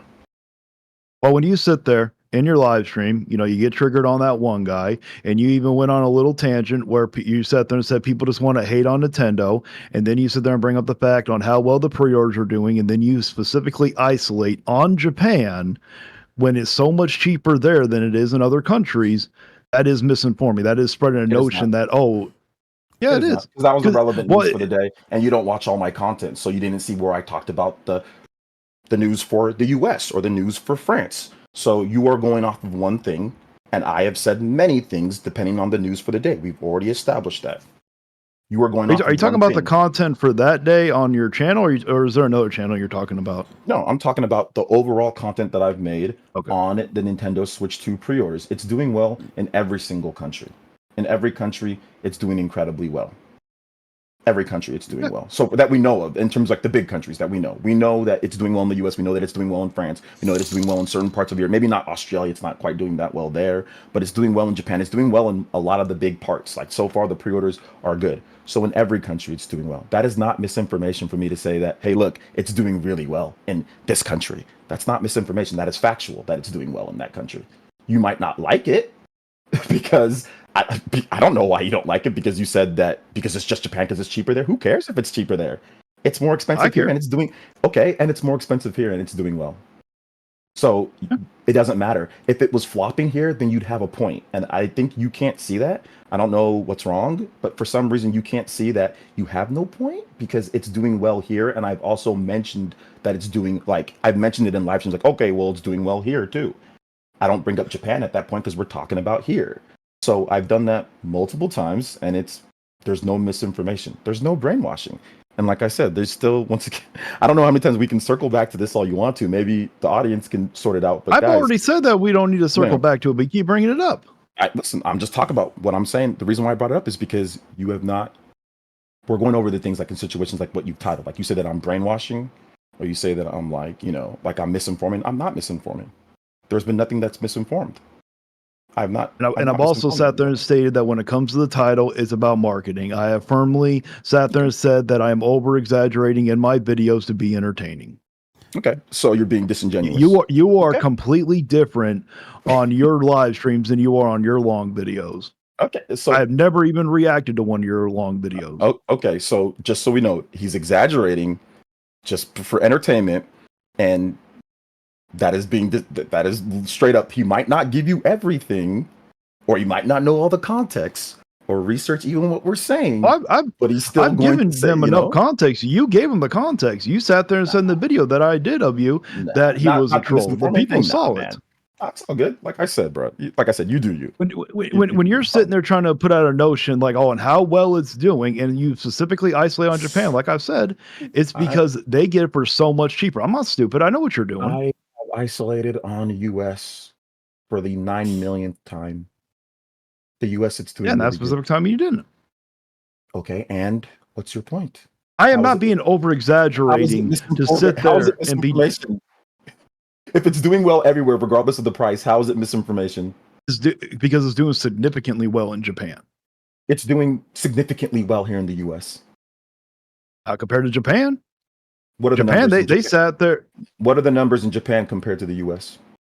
I've sat there and said in his one video that the people requested a pre-order over what was it, 2.2 million? What are the numbers? What are the numbers, pre-order numbers in Japan compared to the US? I don't know the numbers. I know that in Japan they significantly, because I know Nintendo came out and apologized they couldn't keep up with demand, and they were isolating on Japan. You don't know the numbers, but yet you just said that it's doing significantly better. Do you know the numbers? No, I don't recall Nintendo coming out and there's apologizing to America. Here's what I do know, because America is going to have a ton of allocation, because America is Nintendo's biggest market. So they're going to probably sell more systems in America than they are in Japan, because there are more people and more gamers here in America than in Japan. And this is their biggest market. Maybe. Yeah, maybe. But what we do know is that the pre-orders, they burned through a ton of pre-orders here in the US, and they had a ton of allocation. We know that they had a lot of allocation because GameStops were showing the allocation that they had. So I don't think it's a stretch, going off of facts, what we know, sit there and say that the pre-orders were significant as well here in the US based off the information that we know. You said that it's more in Japan, and you have zero information to back that up. I'm going off of Japan apologizing, and they're saying that it was like, if I remember correctly, it was like 2.2 million. That was on Prime's video where they apologized for Japan that not being able to keep up with demand. I don't recall Nintendo ever doing that for any other country.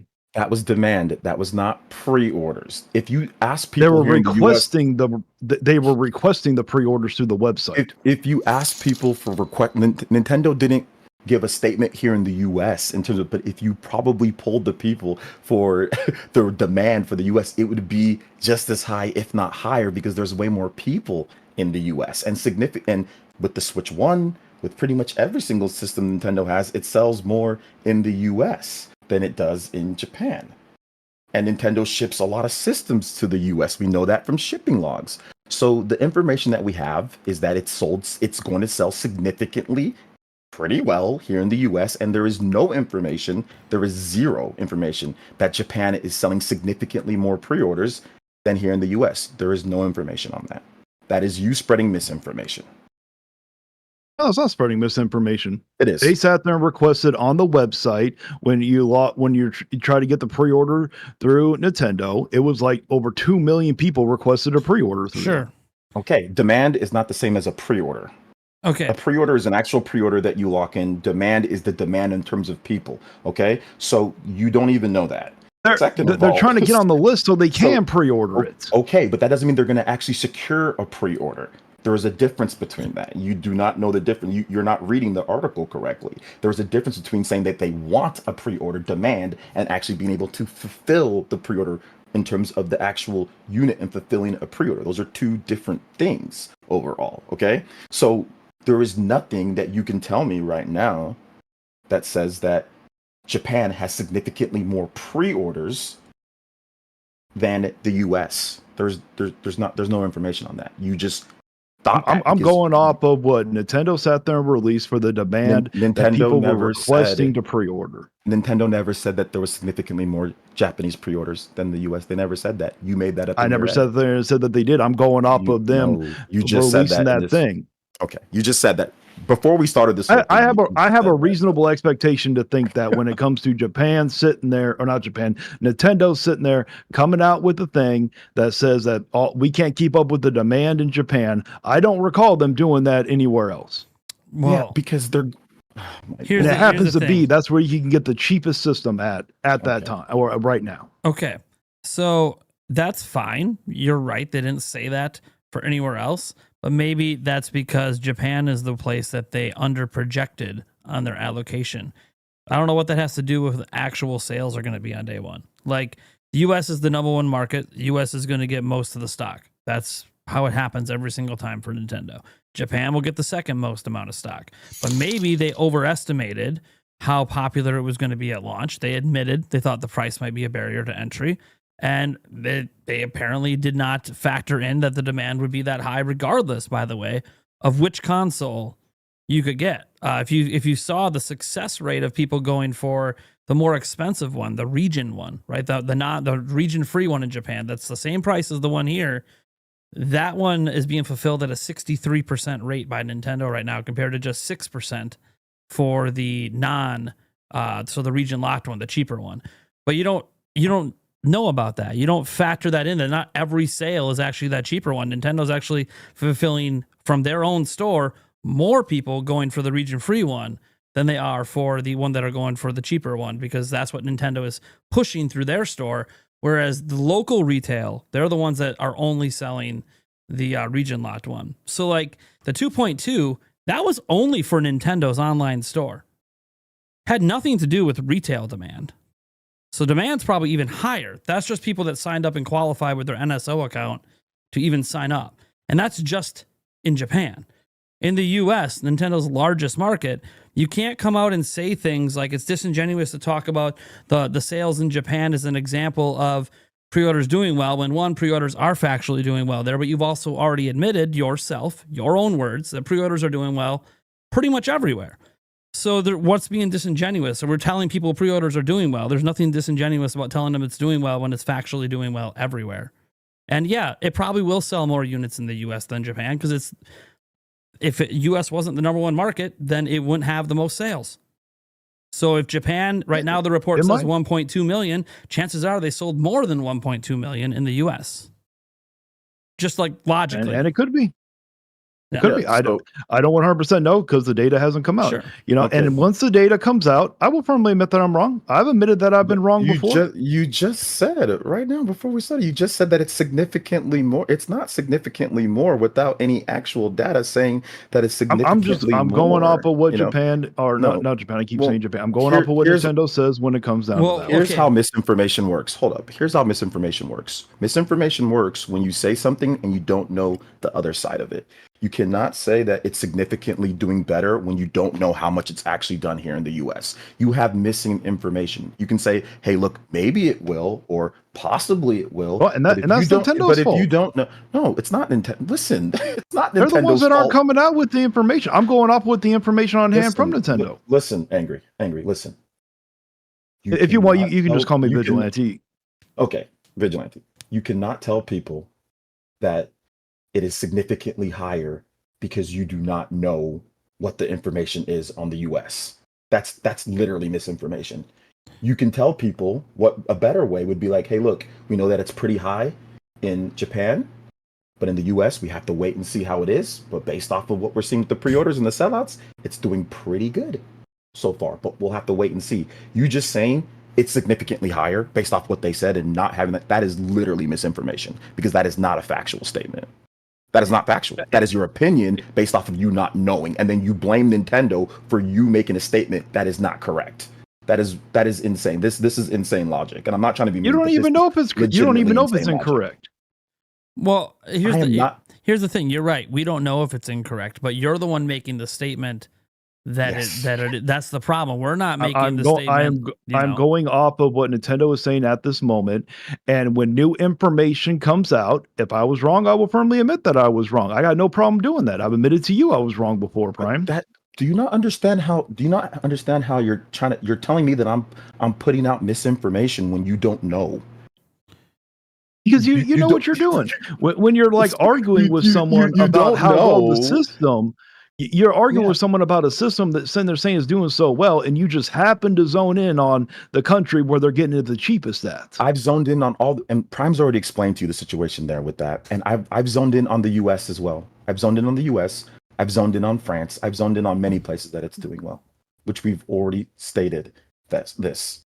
And you refuse to acknowledge that we've stated that we've zoned in on many places, depending on the news for the day. We've already stated. I will give you the benefit of the doubt in other live streams. It is not misinformation to talk about how well something's doing in a certain country, especially if it's doing well in other countries. It is misinformation to say definitively that it's doing better pre-orders in Japan before you even know the information in the US. Would it make you feel better if I sit there and say, if we can move on from this, because I'm getting tired of talking about the console in the Japan and the prices, would it make you feel better if I sit there and say, I don't 100% know for a fact that the pre-orders are doing better in Japan than in America? Yes, because then you wouldn't be lying to your audience. Okay, there you go. Let's move on so we can get on with something. Because you would stop lying to your and being disingenuous and lying to your audience to try to dunk on me or to dunk on someone else. It's not lying. Yes. I don't need to lie. You make yourself look bad in your own videos. I'm just clipping what you're doing. You're sitting there saying that I'm making you look bad and creating this narrative. You do that all on your own. No, I'm not saying that I'm saying that you are lying and you're being disingenuous, which you are. Anybody that's watched this stream again, they will clearly see that. You don't know the definition of what brainwashing is, but you're telling people that I'm brainwashing. You don't know the definition. I've already sat there and said I over exaggerate certain words to be entertaining. Okay, and that's completely fine. And what I've said is that you're clout chasing, and you said no, I'm not, and you're being disingenuous. Okay, yes, then you're clout chasing Nintendo. Cool. Then you're clout chasing on Nintendo. If I'm clout chasing you, you're clout chasing Nintendo. No problem, buddy. All right, what do you want to move on to next, man? I forgot what the topics were. Ron, do you remember what the other topics were? Piracy. Piracy was another topic. Sure. I don't care. What do who cares about piracy? People, if they want to you guys have brought it up before. I have? What have I said? You sat there and said when you were describing in your live stream about I forgot what it was, like the disarrangement syndrome. I'm probably mispronouncing the word. Something about piracy or something. What did I say? Go ahead. You can't expect me to remember word for word exactly. You don't remember. That seems to be reoccurring theme. You don't remember, you don't But know. you got to be realistic. You can't expect me to remember word for word verbatim what you said here. Well, My to be man. fair, I got to say, you're the one throwing out the accusations and the Yeah, bad words. you're to throwing us. out the accusations that I said this about piracy, and then you don't know what I said about piracy. I said you talked about piracy. I never said you said anything negative or something. be I just fair, thought it was a Why are topic we could even talk talking about? I don't care about. Listen, if you want to pirate, you want to be Captain Sparrow, angry vigilante. Be Captain Sparrow. And I have my own feelings. People probably shouldn't steal stuff, whatever. But if you feel some type of moral cause to do that, whatever. This is a stupid debate topic. I just thought it was a topic we could bring up, so we don't have to sit there. I'm not trying. There's no point in bringing up that because I already know what this whole thing's about. You want to get the points for the people that are in that, and that's fine. Listen, I'll give you that. The points, whatever you think about piracy, if it's good because Nintendo did this, You don't even know how I feel about it. I don't care how you feel on this topic. You can think whatever you want about piracy. It's not relevant to what we were talking about here or the subjects and all that. So if you want to talk to Prime about it, you can. But whatever you feel, I'm agree with you. And if you disagree with that, I disagree with you. So you can talk to Prime about it. All right. Prime doesn't want to talk about it. We don't have to talk. I just thought it was a topic we could talk about. It's fine. I didn't see your message until after I woke up. What do you want to say? Player. Get your. What do you want to say about piracy? I was just going to firmly say when it comes to piracy, like the part that I am against on piracy, which I think everybody can agree on, I don't believe that people should be copying the game and selling it. I believe that's completely wrong. Okay. But when it comes to like downloading the ROMs, I don't see anything wrong with downloading ROMs. Okay, sounds good, man. I agree with you. All right. Okay. Yeah. I mean, the only thing I ever feel about piracy is I don't care what you do. I'm not the company getting their shit stolen. So, like, I don't look at it as stealing. Like, and that's fine. That you don't look at it that way. I would say anytime you obtain something that's brand new and still being sold without paying for it in a manner that is considered against the law, I would argue that's stealing. But it's okay if you don't agree with that. If I sit there and let you borrow a game that I bought, is that stealing? What's the difference between borrowing? That you have that copy, you control what you want to do with it. Okay, so if I want to rip it as a file and upload it to the internet so people can borrow, what's wrong with that? Because they're not borrowing your copy; they're actually borrowing copies of your copy that you don't own the rights to. You basically just handed out Nintendo's code for free with no legal authority to do so. It's actually against the law in the U.S. and considered a felony. I know that it's against the law. I'm saying I don't have a problem with people sitting there downloading. That's all I was saying. Oh, okay. So you don't have a problem with people not paying for something and getting to enjoy it. I don't see a difference between that and letting someone borrow it. Well, when you borrow someone a copy, can you still play that copy when you borrow it? No, you cannot. That's the difference. Well, the whole game sharing. Didn't you sit there and say that you can with the online thing now? No, or is that how it used to? No. What I'm saying is you can't compare it to borrowing a game because you are taking a copy and thousands of people could be playing that one copy at the exact same time. That's not borrowing. That's committing a crime. I know it's committing a crime. I firmly acknowledge that downloading a ROM is committing a crime. I don't see nothing wrong with it. I don't see any difference between borrowing. Yeah, multiple people can borrow it at once. Yeah, that's true. So can I borrow your car? No, you cannot borrow my car, OJ. I don't know how you drive. Can I borrow your car? No, you cannot. No big deal, you're not going to crash my car. It's no big deal. Can I just borrow it? Oh, it is a very big deal. No, it's not. Just like the ROM. It's no big deal, dude. You gonna let me borrow your car? Hell no, you're not borrowing my damn car. No, you ain't borrowing my car, fam. No, you ain't borrowing my car. Okay. Yeah, but you think I trust you?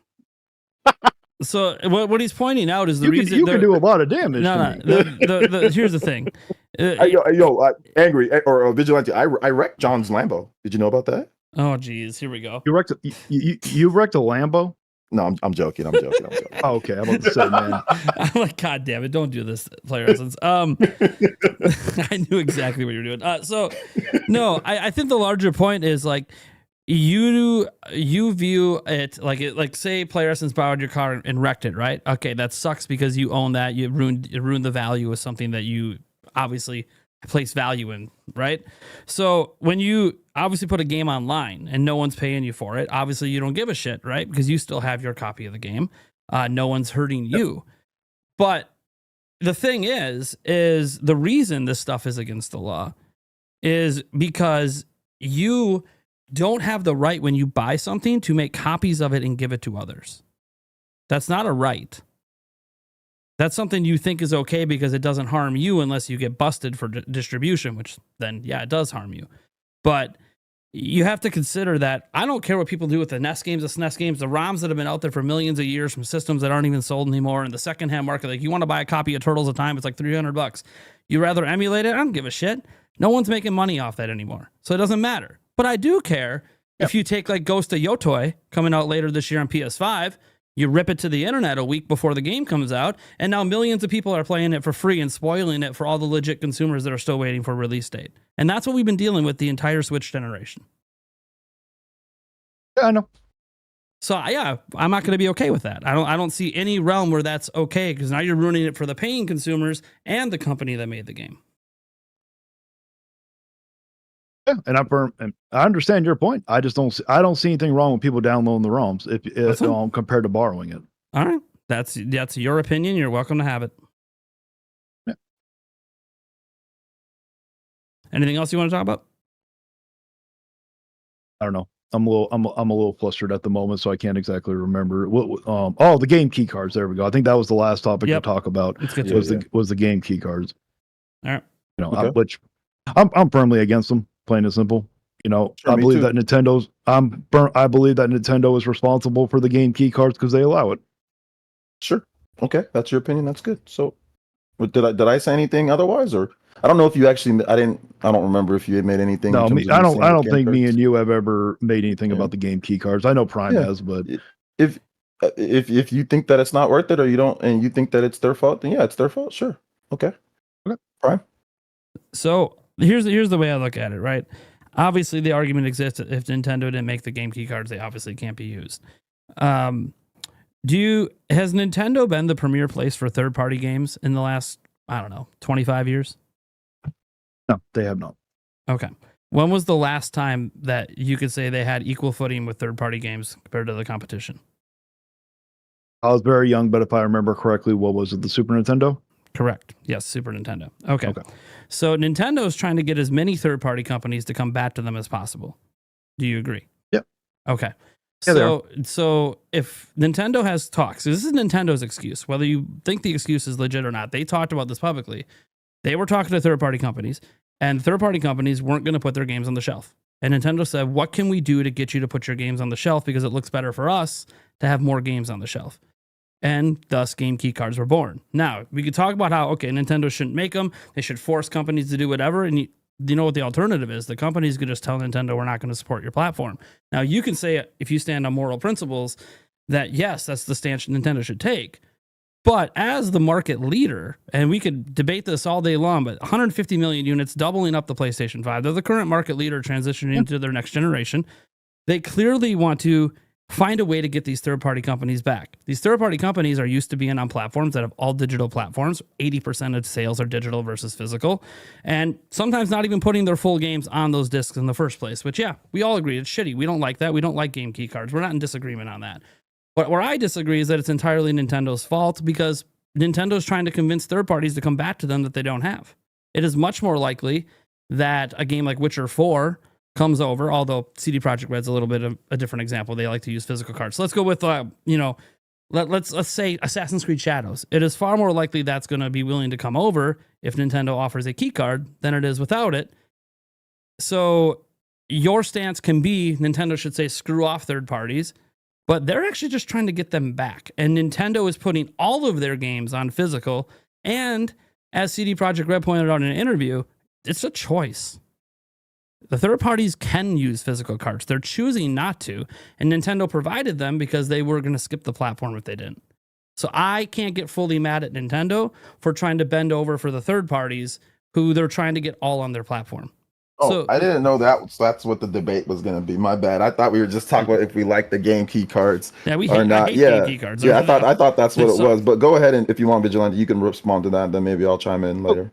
Okay, yeah. Now, if the Switch 2 is as powerful as people are projecting it to be, the third parties are going to want to put those games on there. You know, like we can look back on the Switch 1. There was a reason why a lot of third parties were like you were getting the newer game on the PS5 and not the Switch. The Switch could not handle a lot of those games.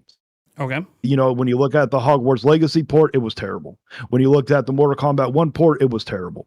You look at the Batman Arkham trilogy, you compare it to other ones, it did not look that good. So there was a huge reason why they couldn't get it. Now, if the Switch 2 is as powerful and it could handle a lot of those third-party games that are coming out now, then there's no reason to give them the game key cards because those third parties are going to want to put their games as many platforms as they can so they can make more money. Sure. I got a question. Are you in on those discussions? Talking to like, do you know that they would not want to do? I'm just like, curious because like I haven't heard, based off the third party developers, based off of CD Projekt Red, from what they've said, this definitely seemed like they kind of dumped it on other third parties as well. So like, are you insinuating that? I firmly agree that it is the people that are choosing to use those game key cards. It's their fault too, but I believe it's Nintendo's also at the same time. Okay, because like a lot of the games that you mentioned, there are actually game key cards on Switch 1. Like Hogwarts Legacy, you need a download. There's barely any data on there. Like all so that stuff was on Switch 1. They weren't using a 32 gigabyte cartridge. They didn't call them game key cards, but they still put. Yeah, they just didn't call them game key cards, but those were on Switch 1. The games that you mentioned, like Batman, that has like one game on there, but the rest of them are not. Like you got to download. And it says like download Mortal required Kombat. on the you know, box. a lot of these. I was using those as an examples to show that the ports didn't really look that good. I know, but what I'm just saying is that the game key card situation was like on Switch 1. That's what I'm trying to say. Like it was on Switch 1, and they didn't use the cartridge. The 32 gigabyte cartridge was right there. It was right there for them to use, and they didn't use it. Because like CD Projekt Red used it, Square Enix used a 32 gigabyte. So, damn near nobody used the 32 gigabyte, and it's there. It's there on Switch 1, and they said, "Nah, we're good." Do you think Nintendo has the power to force companies to use a 64 gigabyte cartridge? Yeah.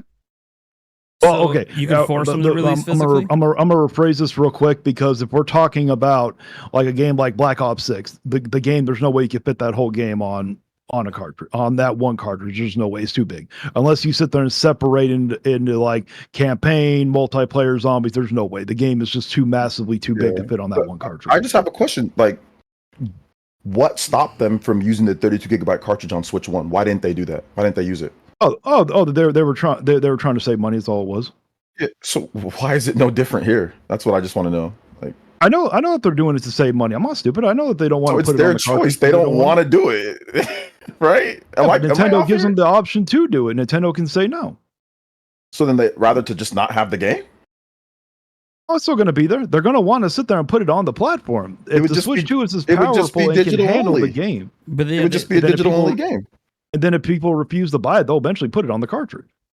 See, now we're just talking like assumptions and maybes and that's not. If you sit there and say, so are you? If you sit there and say no, if Nintendo says no, you have to put it on the physical cartridge. You saying they're only going to go to digital only. That's just you assuming too. Because we've seen them just do digital only, or we see them just do game key cards on Switch 1. They did it on Switch 1. There was a lot of AAA games that went digital only. Just digital only or game key cards. So that's like I'm just going off of what. The reason why I'm saying this, I'm not saying it because like I disagree with like I don't like game key cards either. But what I'm saying is that like we have a perfect test case scenario with Switch 1 that like but when you compare the Switch 1 to the Switch 2, the Switch 1 was severely underpowered for a lot of the games coming out. But the choices being made by the third companies is what we're talking about. Game key cards are about choices. The choice. It's not about the graphics. Yeah. So like you think third parties are more willing to support Switch 2 because it's more powerful. Okay, that's a fine point to make. It also could be that Switch 1 was so successful, they assume Switch 2 is going to be successful. So that too, yeah. There's nothing stopping them from just going with digital only releases.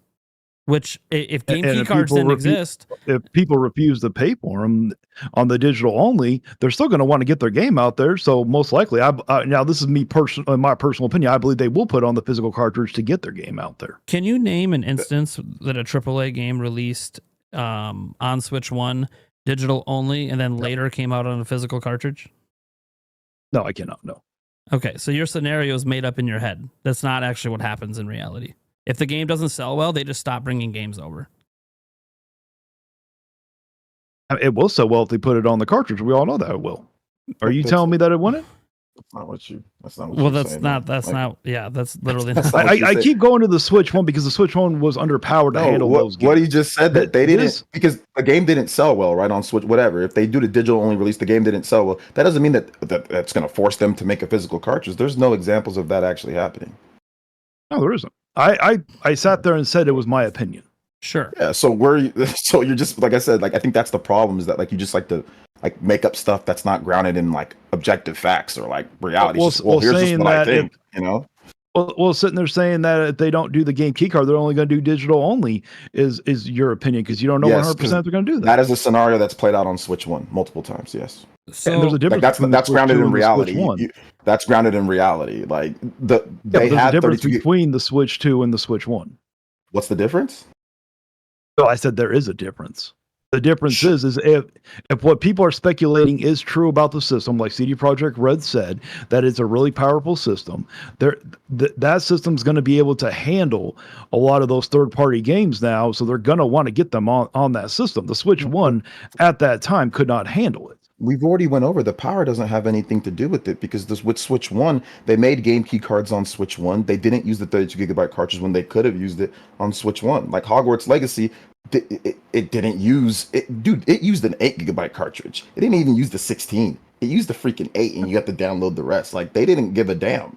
Like or if it's like digital, like they didn't care. So like that has nothing to do with the power of the system. There's plenty of third-party games on the Nintendo Switch 1. The difference between Switch 1 and Switch 2, here's the real difference. It's not what you're saying. The difference between Switch 1 and Switch 2, that the file sizes for a lot of the games, because they're not nuking the textures, is a lot higher. So therefore, it puts them into this case to where it's like, okay, we have no choice but either a 32GB cartridge, but Nintendo didn't make that from what we know, or a 64GB cartridge. But even if there was a 32, most developers probably still wouldn't pay for a 32 because they didn't pay for a 32 anyway. They didn't pay for a 32 on the Switch 1. So regardless, it was either going to be they pay for a 64GB cartridge, which they're not going to do. They're going to pay for a 32GB cartridge, which they're probably not going to do. They didn't do that on Switch 1 either. Or it's just going to be a digital only release. Those are like the only scenarios because that's what it was on Switch 1. It was either, or it's a game key card on Switch 1. Those are the actual factual scenarios that played out with games that were too big on Switch 1. Like Switch 1 games, there were games that were over 16 gigabytes on Switch 1. And okay, well, either it's a game key card or it's a digital only or, you know, it's a game key card, right? It was the same thing. The only difference now is that we have way more, like the file sizes are bigger because the games are higher quality now. We got better textures, we got higher resolution. So they can, you know, so they can actually like the file size is gonna be much bigger. Also, for a lot of these games. most AAA games are bigger than 64 gigs too. So like the 64 gig cartridge doesn't really work for those games. You know, like it's one of those.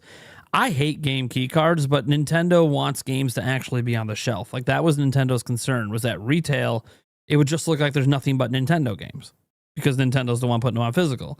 And they didn't want that. Yep. So they tried any way they could to convince third parties whose games are in general too big for a 64 gigabyte cartridge to have something on the shelf, because we could say Nintendo should just make a bigger 128 cartridge or whatever. No one's going to spend $40 per unit on a cartridge.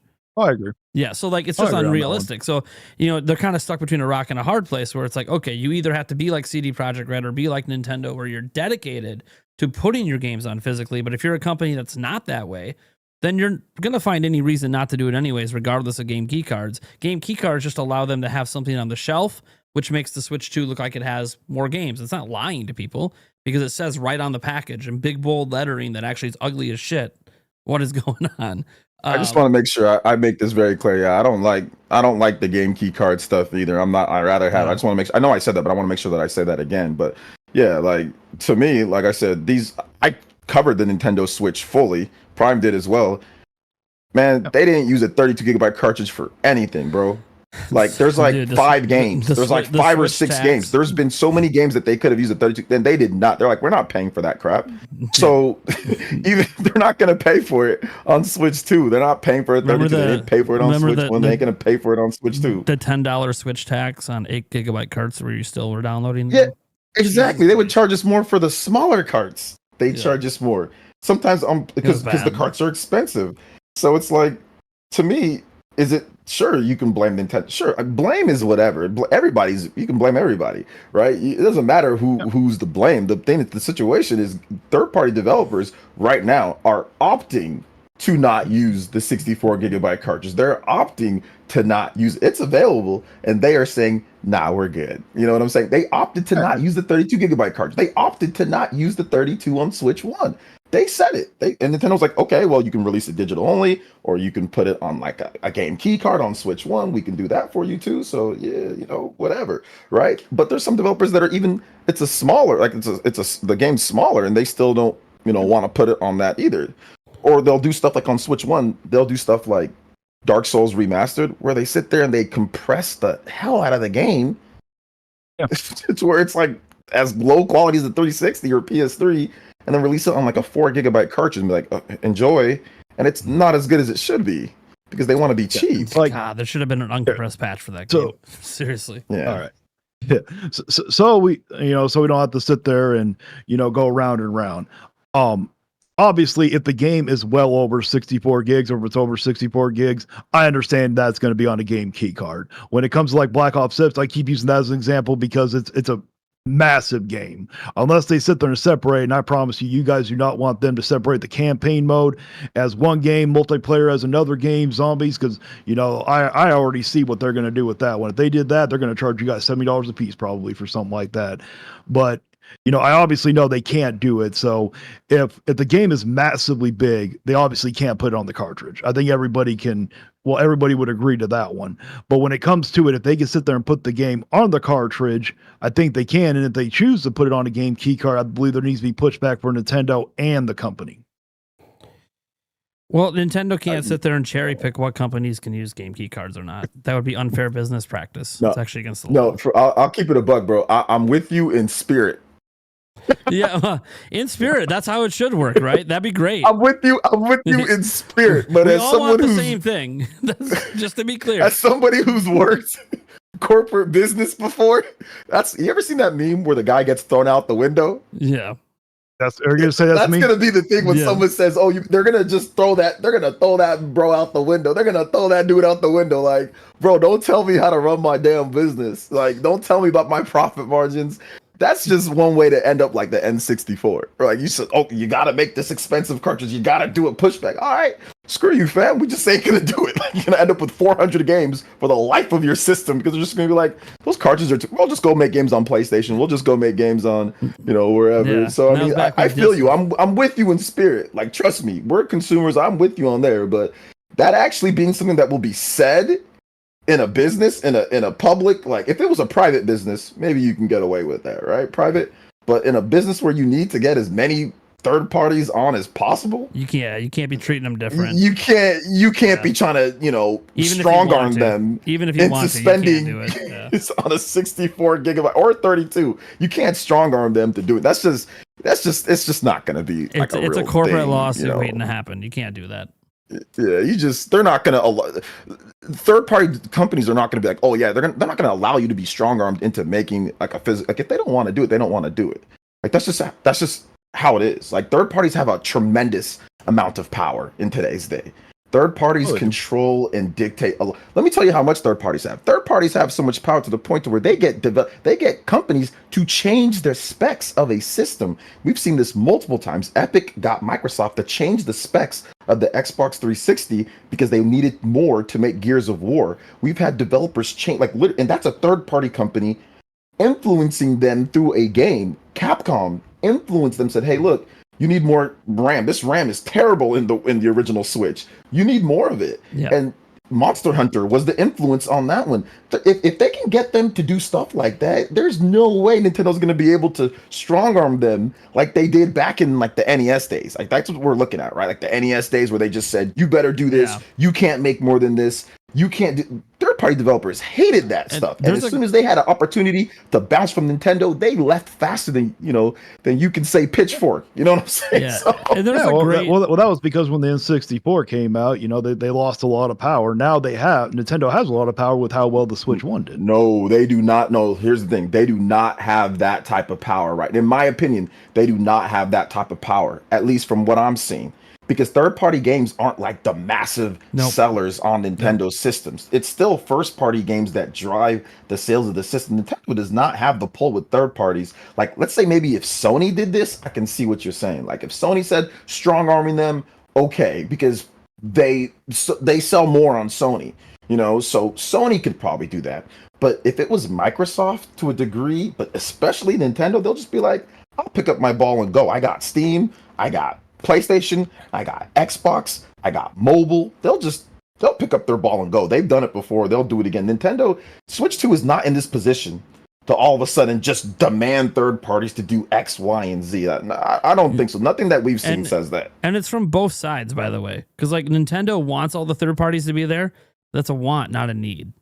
They just went a whole generation without having them all. And it's the most successful generation they've ever had. And it's because Nintendo consistently put out a game every single month for 8 years. So it's like... But they let them do whatever they want on Switch 1. Like, it wasn't... They let them do whatever they want They're trying to get them back. So, like, that's going to continue. Like, here's the thing. PlayStation lets anyone do whatever they want. They can do things like release Indiana Jones and it's a download off a disc. Same thing as a key card. Sony doesn't stop that. And no one's yelling at Sony saying, hey, why don't you stop companies from doing that? Because they can't. There's a lot of legalities involved in this where like they don't really have the power you think they do.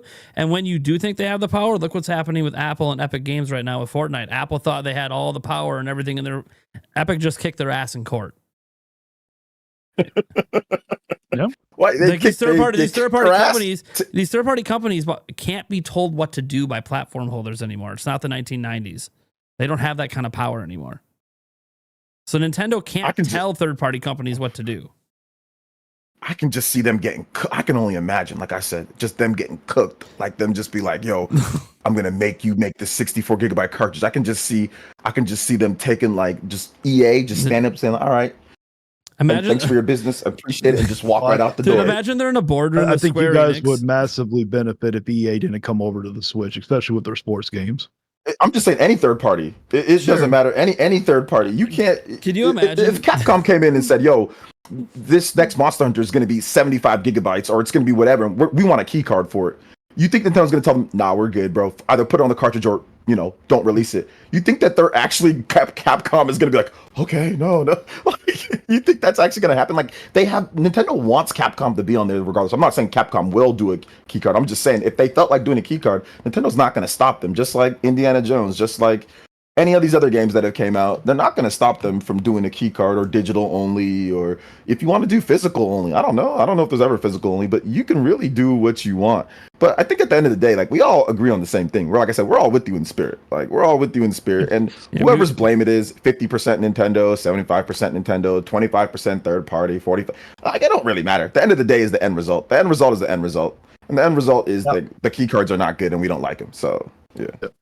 Well, I think it's both evenly, but sure. Because I did do a video on Nintendo Prime because he reacted to it. I can't remember what that one woman's name was, but you reacted to it with her on your live stream, and I sat there and said something similar to what I just said. Now, I think that both the companies are both equally at fault for it, but I think people should have just as much energy. Oh, wait, no, I'm sorry. I got it confused, Prime. It wasn't the video you reacted to. I did another video where you talked about something, but, sorry, I just lost my train of thought. But I believe that when it comes to the whole game card situation, you should sit there and keep the same energy for Nintendo that you would for a third-party person. That's what I believe. Yo, for real, fam, I really would if Nintendo wasn't actually putting all their games on physical. And I didn't know what I know at Switch 1. I actually legitimately would keep that same type of energy. But since they're putting all their games on physical, and they put all their games on physical on Switch 1, I'm kind of like, yo, yeah, it's their fault because sure, it's their system at the end of the day, but clearly, like, they're in a position to where, like, they kind of have to just say okay, because they do make a ton of money off of third-party sales as well. But no, I feel you on that one, sure. But people aren't going to have the same amount of energy because Nintendo's actually putting all their games on physical and stated that it's important to have that. So they're not. I mean, it's going to be based off the results, right? You know, it's not going to be based off of just. I think it's going to be based off of what's happening. And what's happening is that you can get every single Nintendo first-party game outside of Welcome Tour, I guess. But you can get all their big first-party games. They're all on cartridge. So that's the reason why they're not having the same energy. But if I would even say, even if Nintendo had like half, like let's just say half key cards and half physical, people would be giving them more energy. But it's just the facts just say, oh, third party's been doing it. They're the ones who want to do it because they did it on Switch 1. And the facts say that Nintendo wants to have physical. They've said it and their games say that. So that's the reason why you're not seeing that energy. Should it be there? Sure. But we don't know all the other, I guess, little finite details. But what we see as a gamer, we see Nintendo putting their games on physical cartridges and saying that it's important to them. And we see Cyberpunk telling other developers, you should do this. Third-party developers. Also, Cyberpunk come out and said that to other third-party developers, right? So I think that's the reason why they're not getting, Nintendo's not getting as much heat. That's just my own personal belief why they're not, you know? And I do hope that when it comes to the Cyberpunk, well, for one, I hope that it's going to run well. I really do. I pray that it's going to run well for you. I don't have a lot of goodwill for CD Projekt Red because how they released that game to begin with was unexcusable to begin with. So I'm hoping that the game is going to run well for you guys on the Switch too. I really do. Yeah, I was just saying that them and their stance on putting. Oh, I know. Like they were the ones who put. If it does run well, then it's going to show the other companies that you guys should, especially if it does sell completely well. I think it needs to sell well. Yeah. Okay. So yeah, I think it needs to sell. For the sales need to be. That's the most important thing. But I mean, like even like if you look at CD Projekt Red, they did The Witcher 3 on the 32 gigabyte cartridge, so they're used to doing that. But a lot of other companies won't. Yeah, but I think at the end of the day, like we're all in agreement when it comes to like to kind of wrap this one up. Like we're kind of all in agreement that we don't like it, but it's just kind of like whatever. I mean, whose amount of blame it is, it's like it doesn't really matter at the end of the day. It is what it is at this point. Just it sucks. All right. If you want, OJ, you could sit there and give your final statement. Then I'll give my final statement. Yeah, sure. Basically, final statement is, like I said, I understand the hustle. I understand, the grind with doing YouTube, starting out, being new, and all that. But the only thing that I didn't, I don't mind, like, look, the only thing I didn't appreciate and what I've seen from here is that, to his audience, I don't spread misinformation. I don't spread misinformation. I go off of what the facts are. I don't brainwash. I go off of what the facts are. I let people decide what they want to buy. I'm not anybody's daddy. You know what I'm saying? My wife calls me that. You know what I'm saying? That's the only person that that. And and my son, he's dad. You know what I'm saying? So and my daughter, dad. So yeah, I'm not anybody's caretaker. I'm not. People can buy, sell, trade. You want to sell your Switch 1 to get a Xbox? Do it. You want to buy a Steam Deck over Switch 2 because Steam Deck does all this? Do it. You want to do that? I'm a free type person. Anybody can do whatever they want to do to get whatever they want to get. I don't care. I don't police other people's money. I don't care if you buy $100 game, $200 game, $500 game. That's none of my business. You know what I'm saying? You buy what you want. I'll buy what I want. And that's kind of how I've always been when it comes down to it. At least with Switch, Switch with Xbox, PlayStation, people buy whatever they want to buy. And at the end of the day, I don't misinform people. I don't brainwash my audience. I don't put out statements trying to tell people all this and that, all this like the other things. Nah, we do facts, man. We do facts when it comes down to it. And there's been no misinformation that I've shared when it comes to the statements that have been seen in the videos, like the titles, misinformation. There's been no misinformation. It's all factual.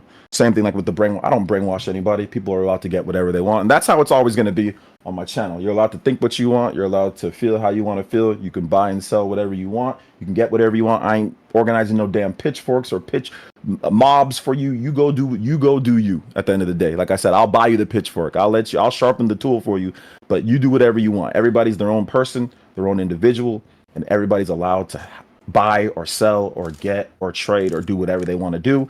And as gamers, we can all just say, hey, look, have fun, buy what you want, say what you want, and do what you want, and that's it. There's nothing more than that, man. Everybody's allowed to get whatever they want to get. And that's just how the market is. That's how the market's always been. And it will be before us, while we're here, and long after we're gone. All right. All right. All right. Well, for my final statement is, listen, because people are going to think that I hate you guys. I don't hate you guys. I've had a very pleasant time here during this debate. We've all been very civilized. I got nothing against you guys. I wish you guys the best of luck between you and your families. I wish you guys all the best of luck. And, my goal is I truly do care about the consumer and I truly do care about gamers. And I wish that people would open up more and fight against the corporate greed. This is the way I believe that we should do it. And again, when it comes to my videos, about 90% of what I say, I do actually believe in, but there is like a 10% of satire that's thrown in there for entertainment purposes.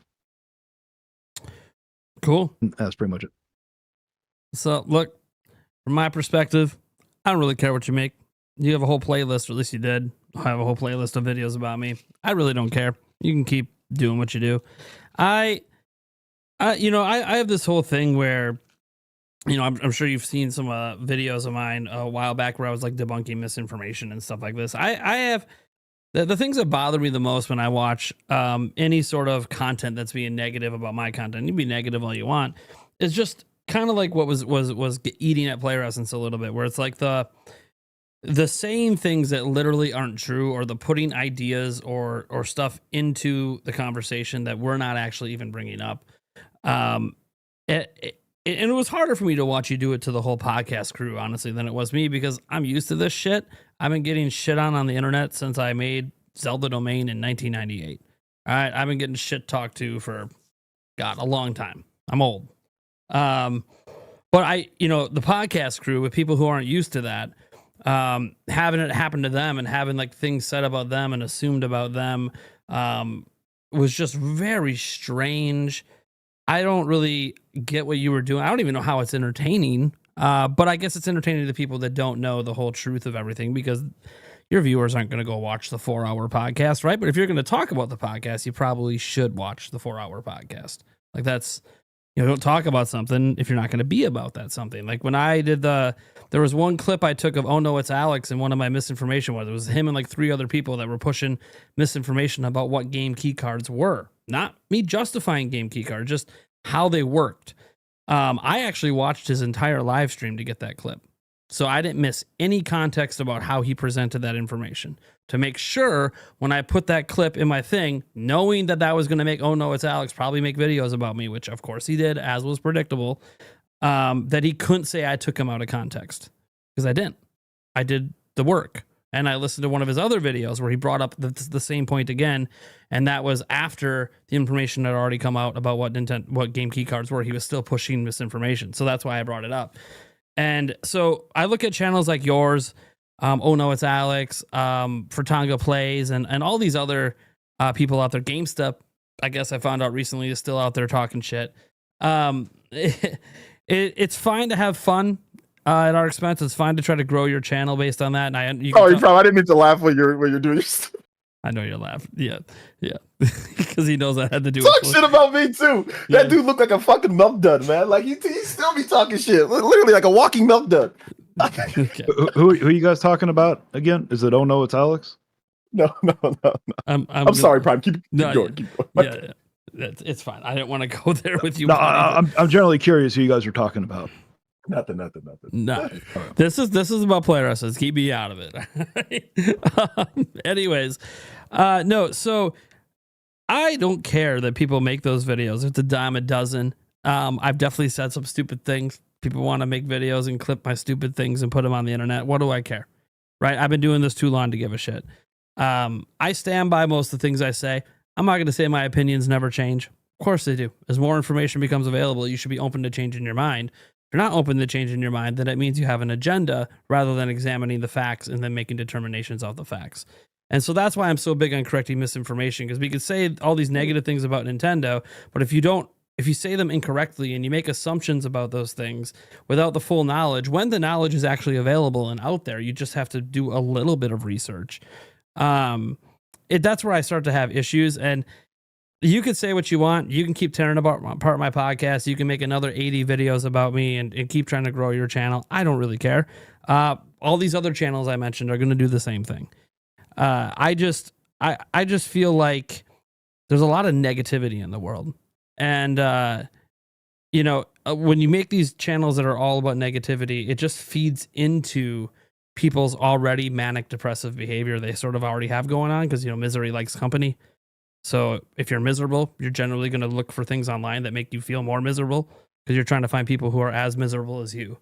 And while I'll critique Nintendo, I'll say positive things about Nintendo, I'll say whatever is on my mind, and it's just my honest opinions based on whatever evidence is given. In the end, I do generally present a higher energy, happier front with Nintendo, because I do really enjoy their products. Like, I legitimately enjoy them, and they've brought a lot of joy to my life. And in the end, as long as they continue to do that, I'll end up probably being worth whatever money I choose to spend on them. So you don't have to agree with any of it. You can dislike all of it, but that's where I stand, and I'm going to leave it at that. All right. Can I ask you guys one question real quick? Sure. All right. Would you guys? Well, do you guys want me to link? If I react to one of your videos, do you want me to link the video itself in the description? I don't care what you do. I will say, and OJ knows this was a long time ago, with channels that were like mine doing news stories, there was a time period in the early Switch days, like no one was linking their sources. And I made a video about that, being like, hey, I'm not trying to call like Spawnwave at the time wasn't doing it. I'm not trying to call John out, but they're not responding privately. So, hey, I just want to make people aware that I feel like this is a problem in the YouTuber space where we're not providing our sources. And then what happened? Everyone started providing their sources, because it was it was a logical based thing. Like, if you're talking about something, you should provide links for people to follow what you're talking about. Not necessarily have to subscribe to them, but if a user watches your video and you present this whole thing, well, the user is probably not going to be able to even find that video. On my channel, I do videos every day, live streams almost every day, right? So it's going to be hard for any user to find one particular video, but you know what video it is because you're the one making the content. Yeah. So my general suggestion is always provide sources, regardless if a website, you're using another YouTuber, using an artist in your thumbnail, you should give them credit down in your description. That's my stance in general. Okay, I was just asking. Yeah, I mean, like I said, I don't really care. Like I said, I see you said what you do. You're gonna make, like I said, you're gonna make inflammatory titles. You're gonna call names. You're gonna do all that. That's who you are, and that's fine. You know what I'm saying? Like, I get that. That's what it is. But I think this video right now, and I think it showed me everything. Like I said, I ain't not trying to knock the hustle, but it showed me everything that I need to know about you for the most part. It showed me everything, like what I need to actually know, like how you operate and like how you think. You're very emotionally based. Me and Prime are more like, we like to go off the facts, to kind of go off you kind of just go off of what you think or what you heard. Like you don't have the sources on certain things. You don't look up a lot of things before you say stuff. You know what I'm saying? So if you want to continue into that, there is a place for that on YouTube. Now, I'm not going to agree, like, in terms of, like, I would say people link their sources, but there's a place for people who manipulate and be disingenuous and do stuff like that and exaggerate and whatever the case is and say, oh, well, I don't know the definition of something, but I'm going to say it anyway. Brainwashing people. Like, there's a place for people that do that. So if you want to continue doing that, there's no point in providing a link, because it mess up your whole damn video if people actually went and looked at it. So it's up to you. If you want to keep using name calling, you want to keep making disingenuous videos, you want to keep not having this, like, linking the source and all that, then feel free to do that. You know what I'm saying? But like I said, I think I know everything that I need to know, because like I said, you'll say things that's not actually true, which you admitted. You'll say things that's not actually true in order for you to get entertainment, which is fine. You know what I'm saying? Which is fine. But that's I don't want to start this debate all over again. But it's not a debate. I'm just saying that's what you do. I said I'm over exaggerate. I over exaggerate. No, but we've came to the conclusion that you do not know what the definition of brainwashing is, but you use it anyway. But you tell people, and that was part of the video that you said. So that was part of you, and the people in your street, in the chat, like I said, in the chat, were like dogpile, and they come at, like, they are looking for blood. And I know that you go down there and you look at what they say, because there's a lot of comments on that. I respond. And you respond. So they're responding to your disinformation, like, that you're being disingenuous. They're responding to that, how you've presented it without the links or whatever the case is. So you've already built that audience of people. Let me be nice. You've built that audience. I guarantee you, if I go back and if I go back and watch all of Prime's like chats, I guarantee you a lot of them are going to be dogpiling on me too. People that are watching this stream right now are going to side more with you guys than me, just like in my videos, they're going to side more with me than you guys. Listen, if they side, I'll say this real quick. If they side more with you, and that's why I just said I didn't want to say anything mean.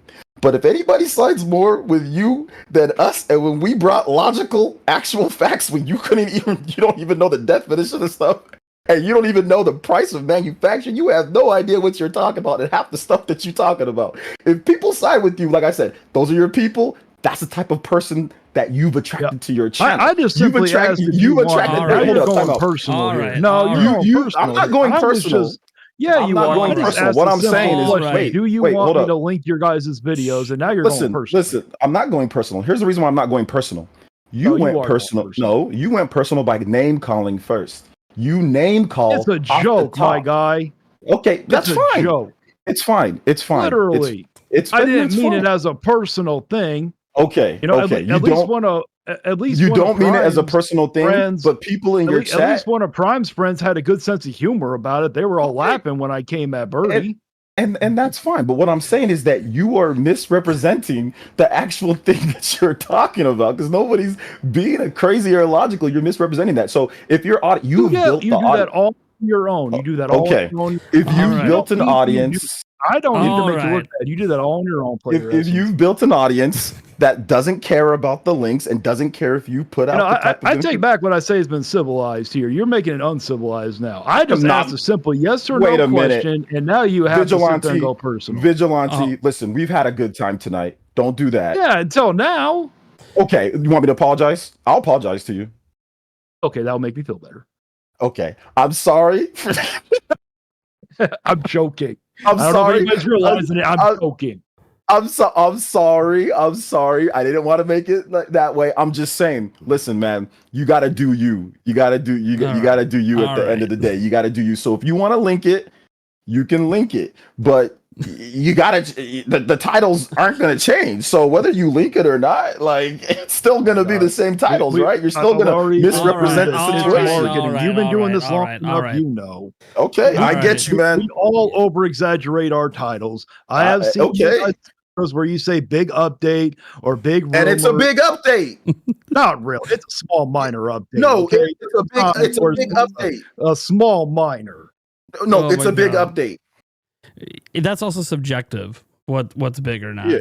Like it's gonna be based on what you care about. Like I've talked about this before. I'm genuinely super passionate about covering the news. It's why I'm able to do this. I have a passion for it, not just playing the games, talking about and covering them. So there could be things that I think are like a really big deal that maybe others don't, but that doesn't mean that I'm lying about it. It just means that, okay, they don't think it's a big deal. Yeah, obviously we all know certain titles work a little bit better on YouTube, but I'm not trying to go out there and lie to people and like kind of say something negative about another person in a title just to get views, if that's not what I'm trying to say in the video. You know what I mean? Like you talk about exaggerating your titles. You know, like your titles are going after people. We're not attacking anyone with our titles. Yeah, I know. Yeah. Okay. Yeah. So we'll leave it at that. We'll end it there. We'll end it there. You two are going to keep going 12 rounds till Sunday. You can do that off. I'm done. I'm done. I see it for what it is, so it's all good. All right. Well, we're gonna end it there. I see it for what it is too. I want to thank my two guests for coming on the show and keeping it mostly civil.